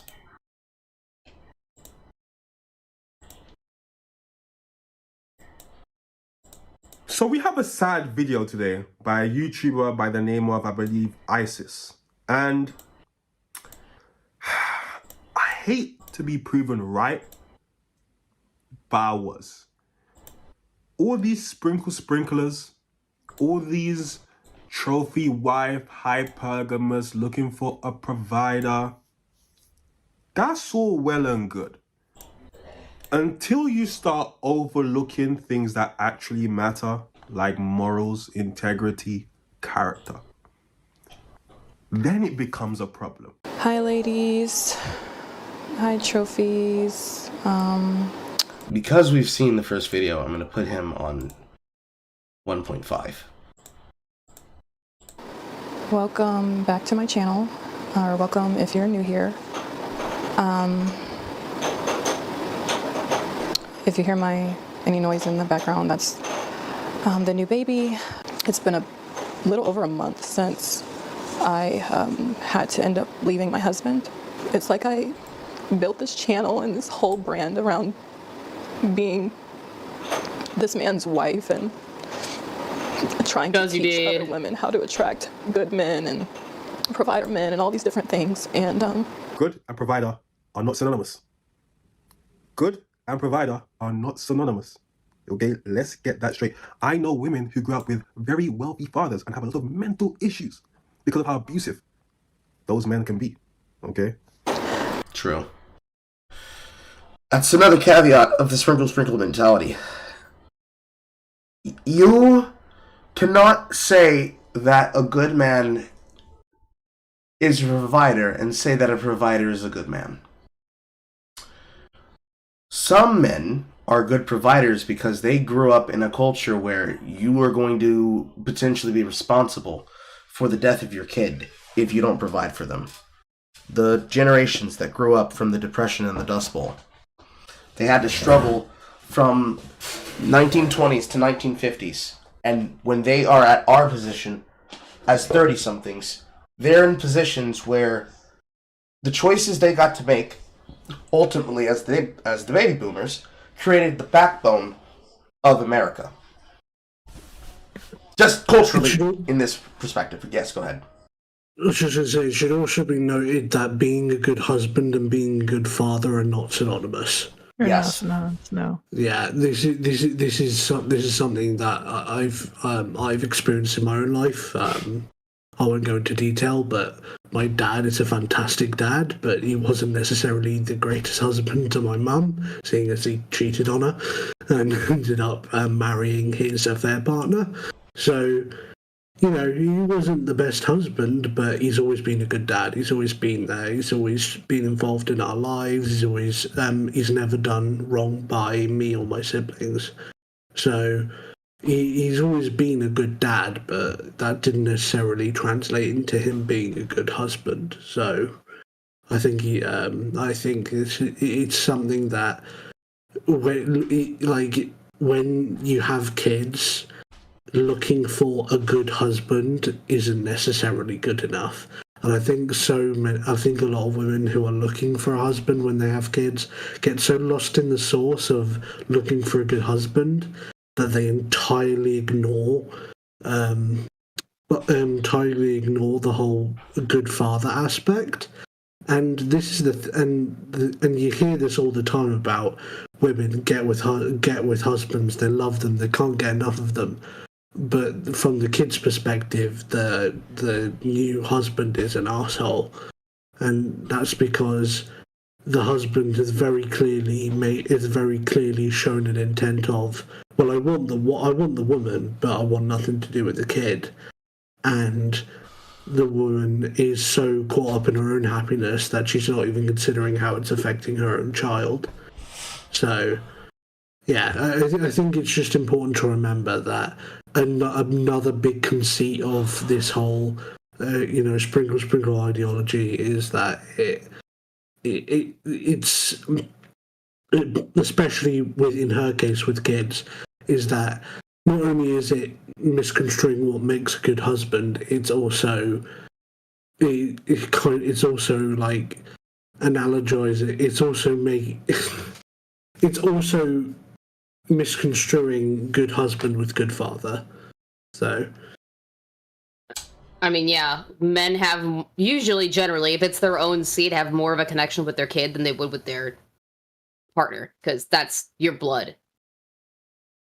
Biologically, you're programmed to defend that kid. Your biological imperative to defend your offspring came with your biological imperative and desire to breed. All of you have a kink in its breeding. It came with your biological imperative to survive and live in the wild. I love that fucking meme too. What do you mean you have a breeding kink? That came with your biology, dumbass. I like Sean Head's version. You do not have a breeding kink. It's called being a woman. That just sounds salacious. But when you find the right one, all you're thinking about is put a baby in me. Goddamn. True. Now.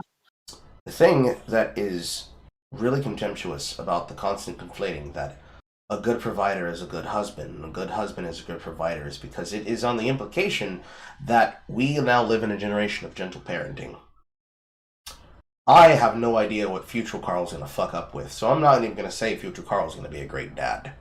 I am a great father right now. There are things that I don't allow around me anymore, drastically within the last 2 years, compared to 5 years before, and then several years before that. And I did not have a online account, not an online presence, because I wouldn't even necessarily say that I got serious until the death of my friend. But I didn't have an online presence until 2012. And the man talking to you through this microphone is definitely not the man that was talking to you like 9-ish months ago, chat. There is a physical trigger that happens in your brain actively over time where smaller, more important decisions have to start getting decided and spoken about. Because you have to cut the bullshit. That's the nice way to phrase this. You have to cut the bullshit. If they wanted to, they would. If they were going to, they would have. If they cannot get it after you directly telling them, they're not going to do it because they don't want to have to make the decision, and you have to move adjustedly, accordingly so. It's like Sandbox Survival, Thought Edition. You want a man to give you his paycheck. You don't want to have sex with him. This man clearly doesn't care what happens to you. Stop fucking talking to him. Go find another man. You find another man. He is talking to you. He is more than happy to go on dates with you, but he clearly tells you, if we're serious, you have to be exclusive with me. And he makes the show of effort to show that he's not talking to any other hoes on the side. And he's also not a twink, so he's not getting his butt stuffed either. You don't like the fact that he makes you feel weird, so you tell him to kick rocks like a dusty, and you get with a famous LA streamer. The famous LA streamer is on too many drugs to remember your name, but at least you're hanging off his arms at events and you were able to build a social platform off of him. Oh no, it seems that he was cheating on you in a 5-man gangbang between 2 thoughts and a stripper and a former Twitch star who's now become a porn star. But you're going to stay with him because that gives you the ability to be relevant. At some point, you got to cut the bullshit. I only use that example because that's actually something that happened. I have referenced 4 different people. One of them is Legendary Leia. The other one is Celestia Vega. The other one is Anissa Joma. At some point, you have to cut the bullshit out of your goddamn life. However that happens, in whatever form that takes, you have to just do it. You're the adult. Do it. Then, moving from that, addressing the other thing, with the providing shit. I covered Poppy and Xena 3-ish, 4-ish months ago. The most relevant part of that, Spawn, the child of the now transgender woman, formerly cisgendered man, was that they wanted to become this to change with their lifestyle decisions and choices. And they didn't give a shit about what was happening with Spawn because Xena, the female-born lesbian in the relationship with the trans father, now trans mother, I suppose, treated them like shit and said, I don't know why you are expecting me to be your mother, while Spawn themselves recognized, yeah, actually, you are, because you're fucking him. And you're in a relationship with him, and you live with us, you're next to them on camera, you are in fact my mother. Why can't you give me fair rulings? Why do you treat me like shit? Why do you abuse me with your rule system? Why do you make it so that I can't even use the bathroom like a human being? Why do you treat me like an animal? I have no problem with understanding that in that situation, Spawn did everything they could to secure as much money for themselves as they could and try to get the fuck out of there as soon as goddamn possible. A child shouldn't have to do that. An adult child shouldn't have to do that. But they have to, and this is the other rule of that situation, be for fucking real. Because if you're being for real yourself, that's why you cut the bullshit. It's clearly not working. You have to change something. And like a monkey holding onto a salt cube in a tree, like Dave Chappelle, if it is clear that you can't leave, holding on to something that's keeping you standing still in place, you have to change it.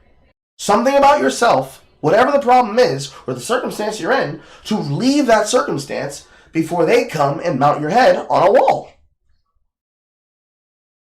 In most circumstances, maybe it's danger in the street, but in most other circumstances, it's life.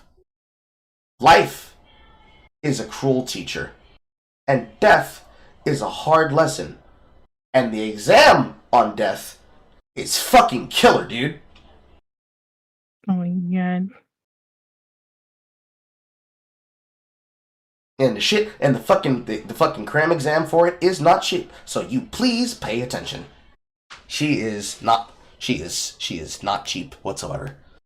She likes thigh highs and fucking malt meal. I truly held my husband, or saw him, as the bar for what every woman should, type of man that, or type of husband that every woman should aspire to have. And how would you know? Now that we have the full context of this, when she says, my husband should be the bar that every woman should aspire to have and should know, how do you know what the bar is when you have dipped out of every single relationship that you'd been in because you didn't get what you wanted out of it fast enough? Or you felt the vibes were off because you weren't getting enough attention and enough money to distract you. And you say this about a relationship you jumped into for a week. You jumped into it for a week. How do you know what a relationship is? That's not even a relationship. That's not even the length of the talking phase. Because dating is the talking phase. Technically, there are some people that they say they're dating, but they've literally been in a relationship with each other for 2 years. That's a common law marriage. Dating is the talking phase. When you are in the proceedings from setting up the first date, the second date, the third date, and any other additional date where you're not making group plans together. The moment that you stop making group plans together, you are no longer dating. You are pair bonded. You are together. You're making Christmas cards in goofy, ugly sweaters together. The dating and talking phase is when you are dating.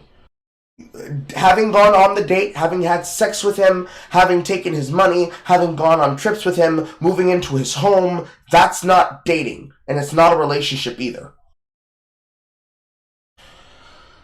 I didn't realize that the person I married was actually going to be my biggest nightmare.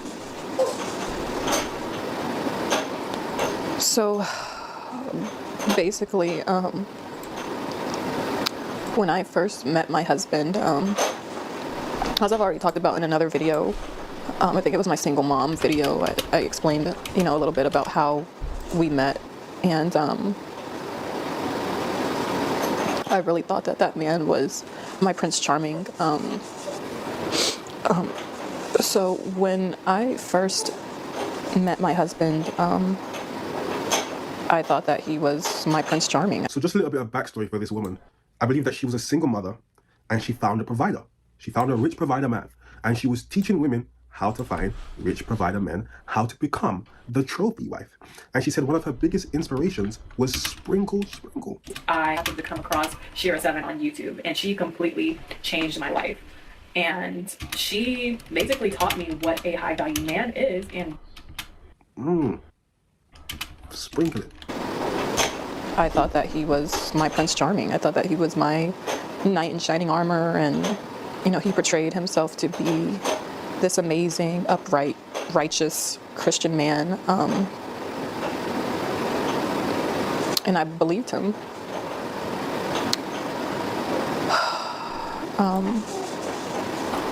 I think shortly after we got married, and this is something that I haven't talked about, I started noticing like certain things changed with him, and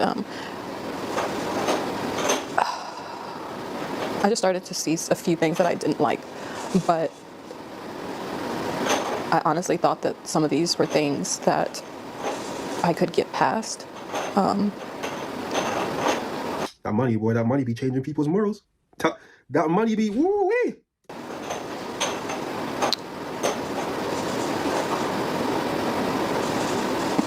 It's like sad to even say like I could get past some of these things. I don't even know where to start. Shit, I do. Let's start with... Yes? Go ahead.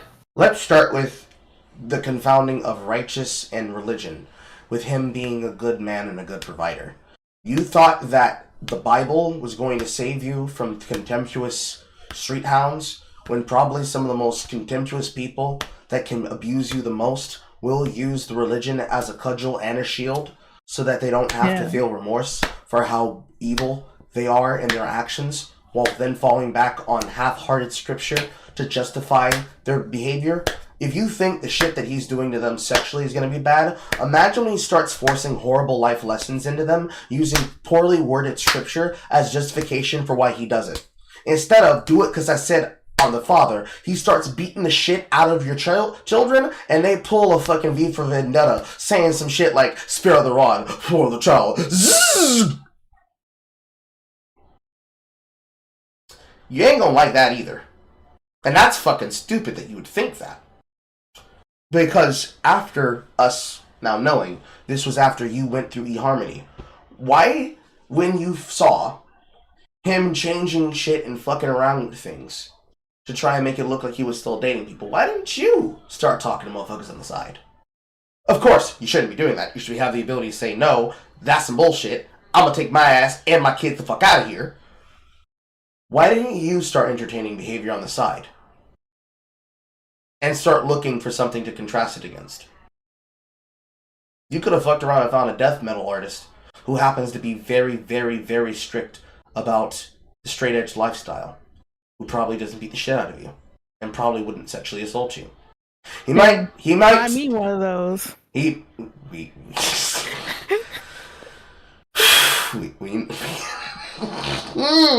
Sorry.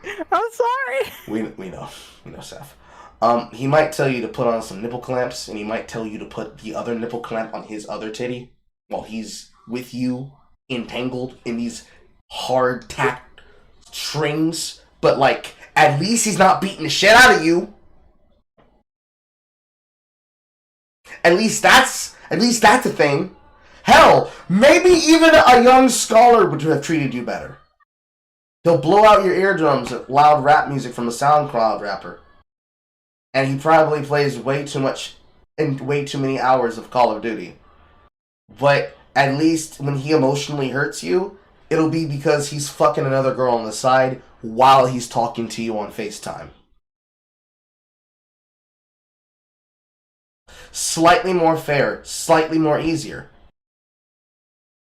Okay, what were you going to say, Horror? It was along the lines of her. She's like, I thought I knew him. I thought he was the perfect man. Number one, how the fuck would you know that in a week? I didn't even propose to my husband until at least a year into the relationship, and we'd been living together for like 6 months. There's a reason why you take your time. Yeah. Because they're gonna portray yourself as something different for a short time to reel you in, and then you'll see their true colors. Yeah. If you only give it a week and you only give it a couple of dates before you're like, I'm putting a ring on it, you did not understand how people work. You have no concept of the human behavior, the human psychology. You have no defense instincts. You have no self-preservation instincts whatsoever. You're beyond stupid. I'm sorry about what happened to you, because I'm a victim myself. I understand. But I was 16. You're not. You're stupid. Well, you see, she was she was the product of assault, but I don't think she was ever assaulted as a child. She did say she was. Oh, wait, no, you're right. No, you're right. I was thinking in the She said she concept of was her assaulted by her husband, but I don't think she No, said, she when said she was No, no. She 17. said before that. No. Yeah. She said before that. She said I am a product of rape, and I was also sexually assaulted as a kid. Yeah. Oh, okay. Well, I thought you meant when she willingly had I'm gonna say it again in here. No, she's gonna say it again in This here is in the this same video as video. well, because it's the same video from the first one. Because that occurs to my mind for the thing I was going to say before that is now canceled out on that in the first place. Anyways, you already suffered this problem, and then you didn't develop the survival instincts for it, and you thought that dating him for a week was normal. Again, back to your sisters. None of your sisters, when you were working with your sisters took at least a couple of months, 6 months to 9 months, up to less than a year, you bragged. Less than a year in your former video for them to get together. So you didn't even ask your sisters or talk to them about their bows? And you didn't put together that you needed to talk to a man for longer? Because that's, again, it's like P just said, money changes your morals. But more importantly that, you not having morals, you can't even factorialize outside yourself that something's not right with your dating standards? Let alone the fact that you barely have any. The only standard being, does he have money? Is he paid? Irritating. 6 weeks ago, I was changing my daughter, my 4-year-old daughter. And I noticed that when I changed her, she was red and very sensitive. And immediately, my first thought was, did someone touch her?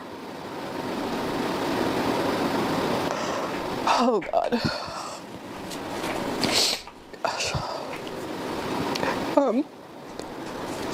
So I asked her, I said, baby, did somebody touch you? And she ended up saying it was Daddy.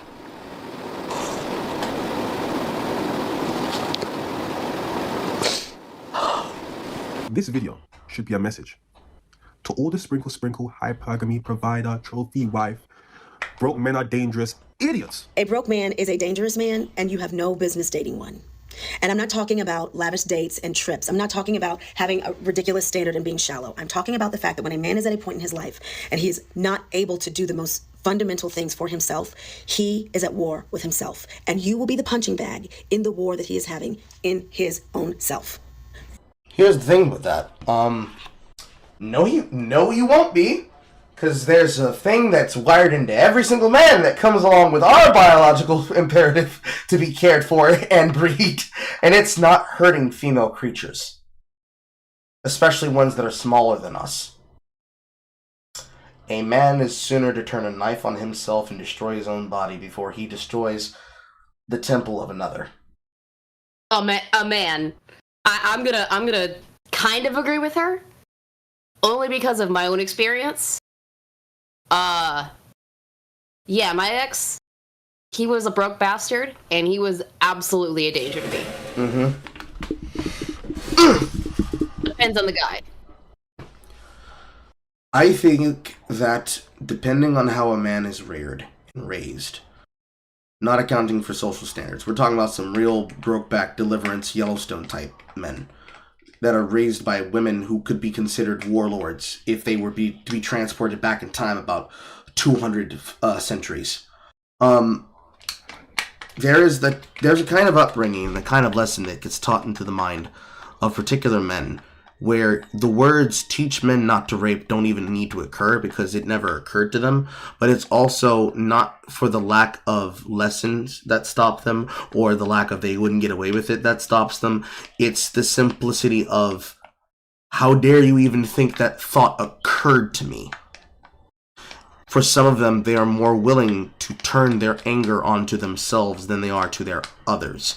Or they are willing to express a certain level of violence in a setting that is acceptable for the outlet, and they never bring that trauma into their personal lives.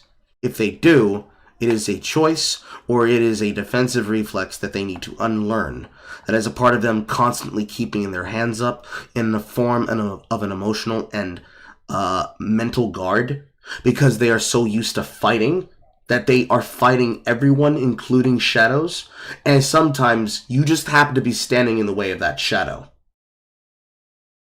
In my case, I think I fall into the category of someone who unfortunately had to deal with not only being in the shadow of somebody else's shadows, but their trauma passed on to me caused me to deal with my own. But because I had the context of being the third generation of a family, I didn't have to use any of the other coping mechanisms.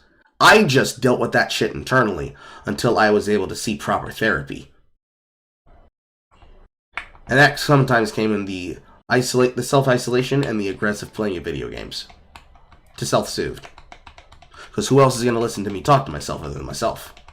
And then when I get to talk to the therapist, now that I can talk to a therapist and work out these concepts in my mind, somebody whose job it is to listen to me and is being paid to do so can now help me get through and establish proper methodology and behavioral patterns until the behavioral pattern is no longer an issue because I no longer do that action.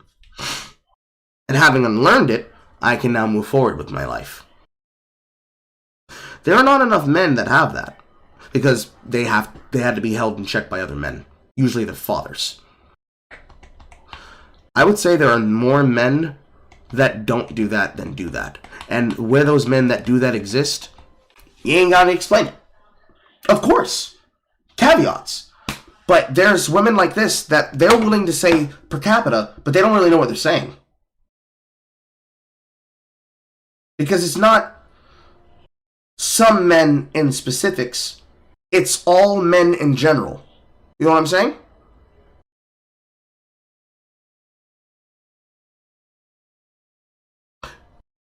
Okay. You do not want to be that.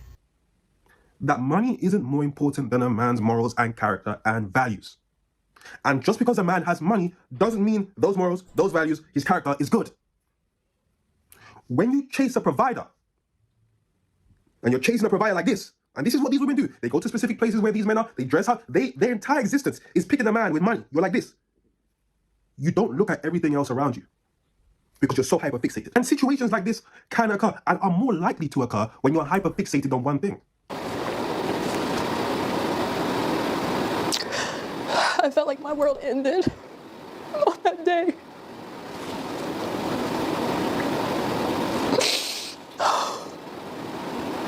My husband wasn't home at the time when she told me, but I knew he would be coming home soon, so all I could do was just say, don't tell him that you told me. And I just instantly started trying to think of how I could get my kids out of the house, because I knew if I confronted... You know, as someone who grew up on a Christian island, right, it's always those men in it. It's always the most devout, righteous, playing in front of the camera, clean-cut men that be doing the most deviant shit behind closed doors. Him. Agreed. I asked him about it, that he would just... It's like a half caveat. It depends on the environment and how they were raised. It depends on environment, yes, but it's like, you know, I had people get mad at me. I know this is kind of a tangent. I have people get mad at me saying that, you know, all these incels are potential rapists, and I'm like, incels are very few and far between. A lot of the guys who end up abusing women are like, you know, the opposite of that. They're not as closed off socially. Sometimes they blend into society and aren't you know, a nerd or a loner or any of those things. Lie. And that he would probably just continue to keep doing stuff to her, but just become more covert or more sneaky or whatever.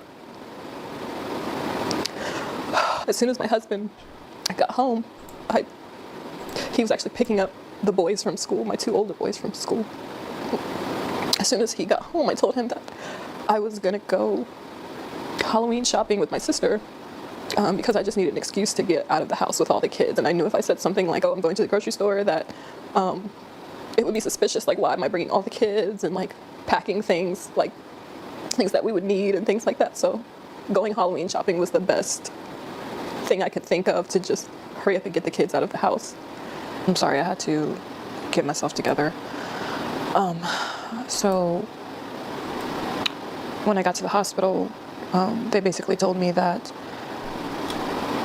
we had to go to another hospital because they didn't do physical exams like that kind of physical exam there. So a police officer escorted the kids and I to another hospital where they were able to evaluate my daughters. It ended up coming out that he had actually been touching both of my daughters, who are only 2 and 4 years old. Imagine what kind of like evil, disgusting person you have to be to do that. Like, I don't even know, man. I can't even say. I don't want to get my channel taken off. We've already said what we can about it.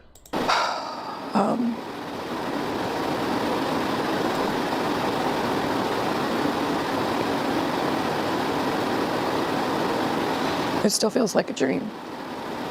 Like, when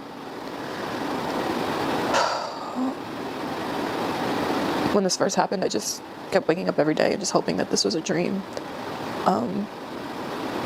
Because it's literally my worst nightmare. It's my worst nightmare. I myself am a product of RAPE. That's how I came to be. And was also, abused as a child. By a neighbor's husband.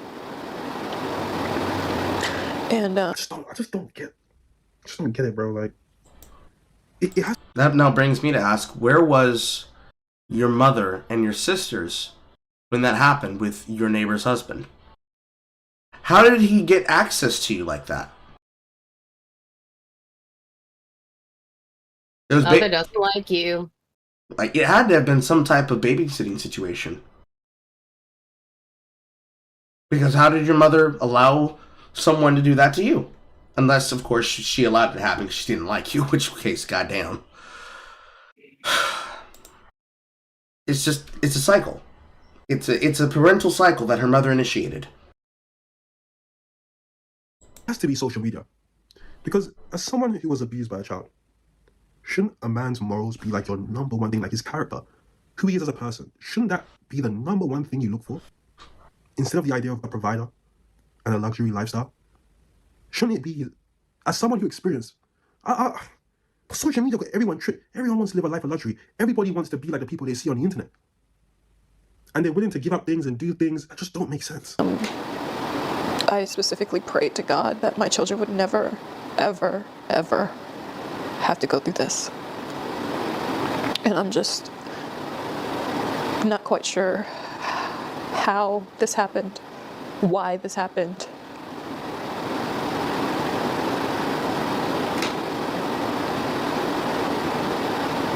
I just don't know how he was able to get away with it and so sneaky, because with my own trauma, I watch my kids like a hawk. Do you though? Like, I don't like them sitting on people's laps. None of that. And he knows how much I cannot stand men like him. And to think like I couldn't even go to sleep in my own house and know that my children are safe. Just by me going to sleep, my children were left unprotected.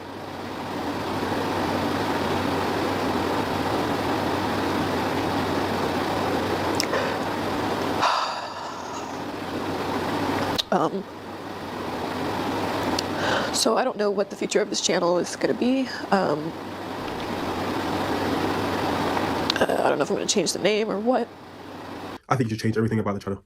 I think the idea of chasing... Look, firstly, let me ask as he says. I hope that man gets exactly what he deserves. He should be transferred to a different dimension. Let me just say that. Your entire channel should change. The idea of chasing a provider, stupid. Because again, it leaves you open to different types of abuse. And I said this, right?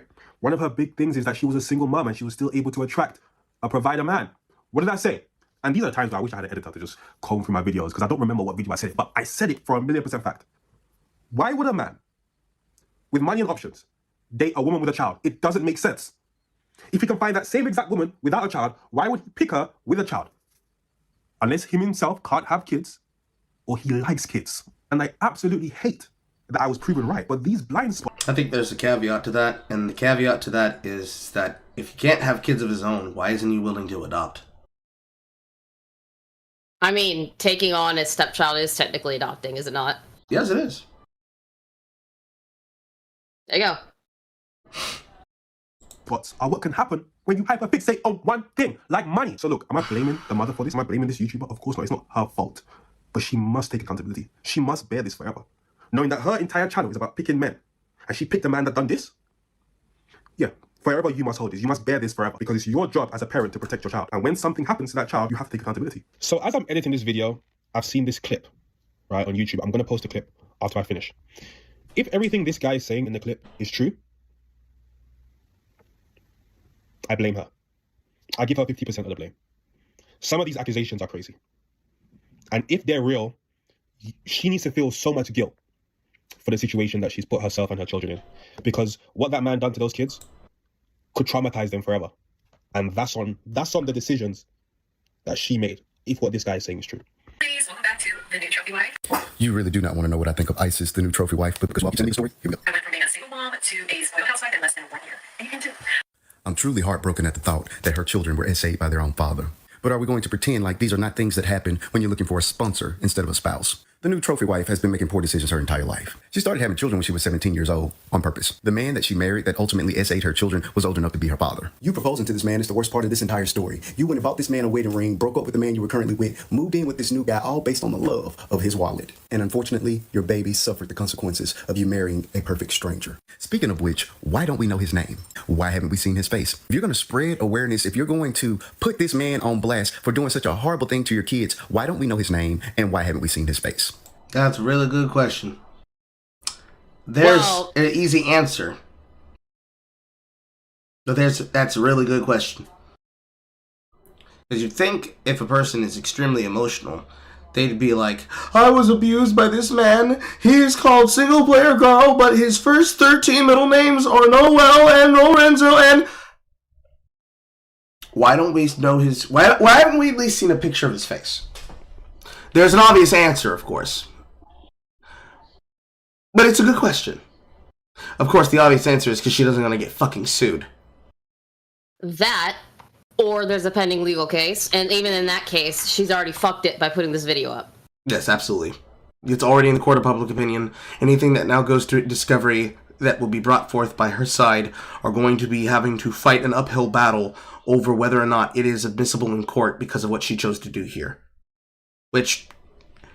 she's doing it for the cleanliness of her consciousness. That's wonderful, darling. They're going to now argue that you're an unfit mother. You are, but they're going to argue that you're an unfit mother, and they need to find a place to place them. And since they can't place them with the father, because the father is assaulting his children, biological children, all 4 of your kids are going to become a ward of the state. 5. Good job. Good job. But like, even if she has a court case, she's literally fucked it up because it is like it says. Anything you say can and will be used against you in the court of public opinion. You are guilty until proven innocent. Plus, with a judge and jury of your peers based on where she lives, which we don't even know that. I want to say that she probably lives in Atlanta, but it's probably something like Canada. This sounds like some Canuckistanian bullshit. The amount of ways that you can get fucked over based on who he is and where he's at, and the rules of Canada alone, they might actually tell you in your grief and tragedy, have you considered killing yourself? It's not out of the realm of possibility now. And then add on to it whether or not they may or may not be a minority. Do they have more victim status than you do? As a black woman. as a black woman struggling on the line of poverty, looking for herself a breadwinner man. Trophy wife, is that him? Is this monster your sponsor? He had a picture of a guy here. Why don't we know his name, and why haven't we seen his face? Trophy wife, is that him? It's the photo that's sitting on her mantle on the above. Is this monster your sponsor? He says, "Is this monster your sponsor? We need to know." Truthfully, Marquise on TikTok, I have no fucking clue. If it is, how bad of her, for one, to allow identifying markers of her home to be noticeable on a piece of media.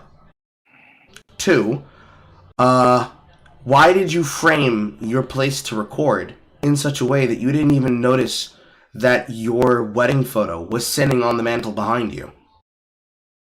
And then three, because you're trying to go out of your way not for it to be seen there, what if it is argued in your case that this was a malicious means of being able to low-key target him for harassment?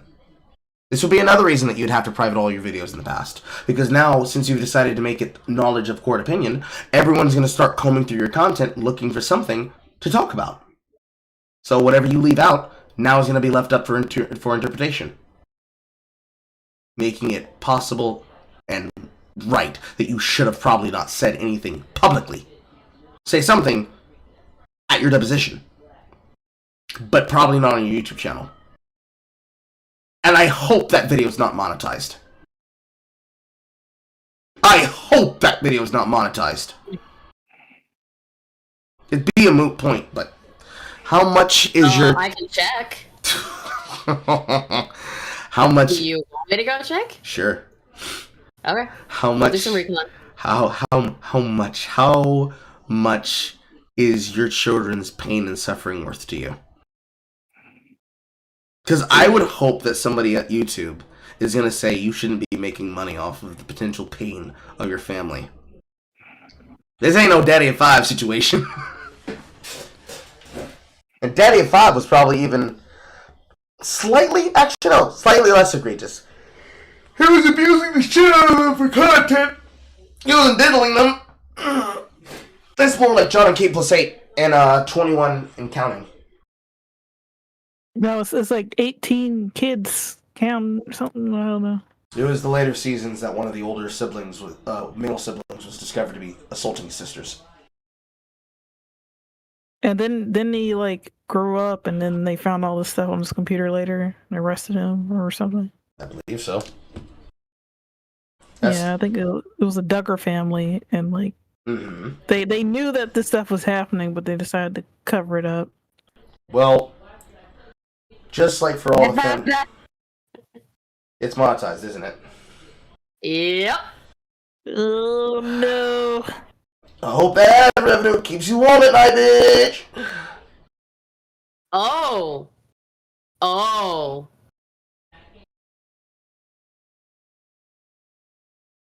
She's from LA. I'm not surprised. At least that's what the metadata says. Maybe she moved to LA after leaving him. Maybe. I don't know. So I don't know if the ethnicity of that man, is he African? He has black of skin. He has skin of black and hair of. Yeah, he's a man with the skin of black. Yeah, but is he like African from straight from Africa? I don't think so. Probably not. This looks like your normal Canadian male. But yeah. That's not the look. That's not a look. You shouldn't have monetized that video. I hope the ad revenue, and I hope that whatever supers and donations and earning and revenue that you generate off that video is enough to justify what you've done to yourself. I hope it is worth it. Because if it ain't keeping you warm at night, you gonna have a cold day of hell, girl. Because you already moved into it. And it's fucking $1,600 a month. $1,600 a month and the embarrassment of your life for free. Anyways, we are 10 minutes till 10. We are going to stop here. hopefully some of you guys were able to enjoy the humor and the conversation we had here. This was a bit more of a serious one for me, simply because this is the level of shit in which I hoped would not be what I'd have to deal with later in my personal life. Unfortunately, I don't. But that doesn't mean that other people aren't stupid enough to repeat this behavior on the internet. If you wish, and if you feel that it'll help you, say a prayer for these children. Because Lord knows they mom is fucking retarded. She spent her time on her knees doing the wrong action. Yeah. Yeah. And if nothing else, you now have a nice, helpful Obsidian book full of breakdowns of some shit that you should probably look out for when you're looking out for those high-value men and high-value women that are supposed to whisk you off your feet to made woman, made man land. It's not for... No, it's not for you. It's not for you. It's not for you. So, that being said, I'm Carl. This is my chat. So thanks, say goodbye, chat. Okay, bye. Goodbye. You're welcome. We gonna see you. Bye. We gonna see you next time. Same Carl time, same Carl channel, but the headassery that you know and love with a new black taste. Goodbye, everyone.